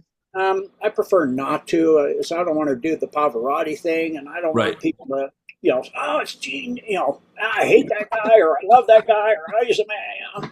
I just want the information, and who I am and what I look like. It to me is irrelevant. No, that makes sense. That makes sense. I don't want to be famous. I am. I know it's Gene Decode, but it just happened, and it wasn't my design. It's Scott's design, and okay, I get the information out. Okay. Yeah. And no, I've always admired that. And I help humanity, and that's what I'm here for, is to help humanity and have better lives and a better understanding of the truth, and be able to learn things like what I just talking about, so the important stuff, to go back into who you were before the Archons came here. Yep. Get back to your full potential that God created you as infinite beings, and stop all this stuff that you're born flawed, and you're born sinned, and all this garbage that they changed the Bible and put all this garbage in there that's not true at all. We're created by an infinite God that's flawless. So exactly how do you make a cherry pie with peaches? You don't. So if you have an infinite God that's flawless, you don't create a flawed, messed up being. The beings do that to themselves through freedom of choice. That's a choice. Right. We made some bad choices along the way here. We got caught up in things that are really pretty much irrelevant, of money, wealth, power, and fame. And for me, fame is like, why? I have had lifetimes where I was probably one of the most known people, physically, no internet, physically most powerful person on the planet. That was one of my most miserable lives. Right. I think Scott and I are going to start going anonymous after this show. Yeah. I prefer to, walk down the street and just be me. But, I know that someday, or there is stuff out there that, the internet's forever. People find pictures or something like that, or they make pictures or something. People think that's me or whatever. And, some of that's probably already done, I'm sure, and with AI and whatever. So it is what it is. But, I prefer just to be me and just be a regular pauper guy on the street, have my little house, my little life, my dog, and, How is your dog? Oh, she's the sweetest, most brilliant, wonderful girl, little husky girl I've ever known. She's incredibly sweet and beautiful and wonderful. We've talked about her before. She sounds amazing. Yeah, she is. We're totally telepathic, her and I. Oh, yeah. I had that. I can relate to that. Yeah. Awesome. Scott, did you have one more thing you wanted to say? Because I could go on, but I probably have 20, but we got to land the plane at some point. Yeah. Seems like a real good place. We're going to hold it under 2, and we're over 2. Yeah. Okay. Well, thank you so much, Gene. We should just do this more often. Yeah. It's been like 10 months, so we need to not let that much time go before. We did a lot of traveling. We had an amazing year this year, and I think we'll still do more traveling. But Gene, I think we want to have Gene on, at most every few months, and maybe every couple months. That'd be great. Yeah. Awesome. I enjoy it so much. I always do. It is. They're amazing. Gene, anything you want to say in closing? I know a lot of times we'll start with a prayer with some of our guests, but we'd love to end with a prayer with you. Anything else you might want to say? Sure. Just try to be the best person you can be, the kindest, most service to others person you can be, and take the values of life and don't take things for granted, like the moment and the time and the people you're with and your pets and your animals, and disregard them and for something that's more transient. Like, if you're working and you're at home and you're home working or something like that, and your dog comes up or your child or your grandchild comes up, and you can give them that time, give them that time. And when you're with people and you're out in the wilderness or you're out hiking, don't bring your phone. Don't bring your technology. Just be out there and talk to them. I mean, the ludicrous thing I saw is walking in the park with my dog and a circle of people, about 20 people in a big circle on their phones. But what are you doing? We're texting each other. You're looking at each other talk. Are you kidding me? I mean, look in your eyes and see to the soul, and share the moment, because there's a plenitude of everything but the moment you're in. It's one of a kind. And when somebody leaves a corporeal vessel, you may see them again, but they won't be the same. Enjoy the times and the moment you're in, and get out in nature. And sometimes put everything aside and get out in nature and walk around barefoot or hug a tree if it's too cold, and lean into a tree and feel the energy and the life of the tree and merge yourself with it. And, because that's God. That's all God, and it's clean. So, and then focus on your family and your loved ones. That's my primary mission to help people to do. And learn yourself in the truth. Do your best. And if somebody doesn't fit your paradigm, your information, your truth, you don't like what they're saying, leave it alone. Just go away somewhere else. Don't just keep going on and banging people and making enemies, because God will not forgive you if you cannot forgive others. That's in the Bible, and that is correct. You have to forgive everybody else before God's going to forgive you. So just let it all go, because I guarantee you, when you leave here, when you're in that last 5 minutes, the guy that pissed you off on the road or the fight you had with your ex, you're not going to remember that. It's not going to be. You're going to be thinking about when you saw your baby's first steps, or your first daddy or mommy, or that's what you're going to take. Don't take that for granted. Focus on those things and let that other stuff that upset you go away. Stop bringing up something years old, decades. I mean, my mom was like, her parents, my parents did this and this. I go, that was the 30s. We're in the next century. Let it go. Oh my goodness, if you haven't changed your life from what happened to you that long ago, you're stuck. It's a lesson, not something to be drugged through on your back for the rest of your life and thrown out every time. It's a lesson you can share it with others so they can learn, and what did you learn from it, and how did it change you, and how did it make you better? Because everything's a lesson and everything can be gained. It always has positive things. The hardship I had in my childhood, things that came later, being attacked by Asmodeus and Lucifer, I wouldn't have survived that. But then I said, oh, you're just a bigger bully, I see. So you're going to beat me up too. Okay. Not that hasn't been done before, so go ahead. I don't care anymore. As the song goes, I just don't care anymore. And so, that's my message. Beautiful. Well, thanks for that, Gene. Always a pleasure.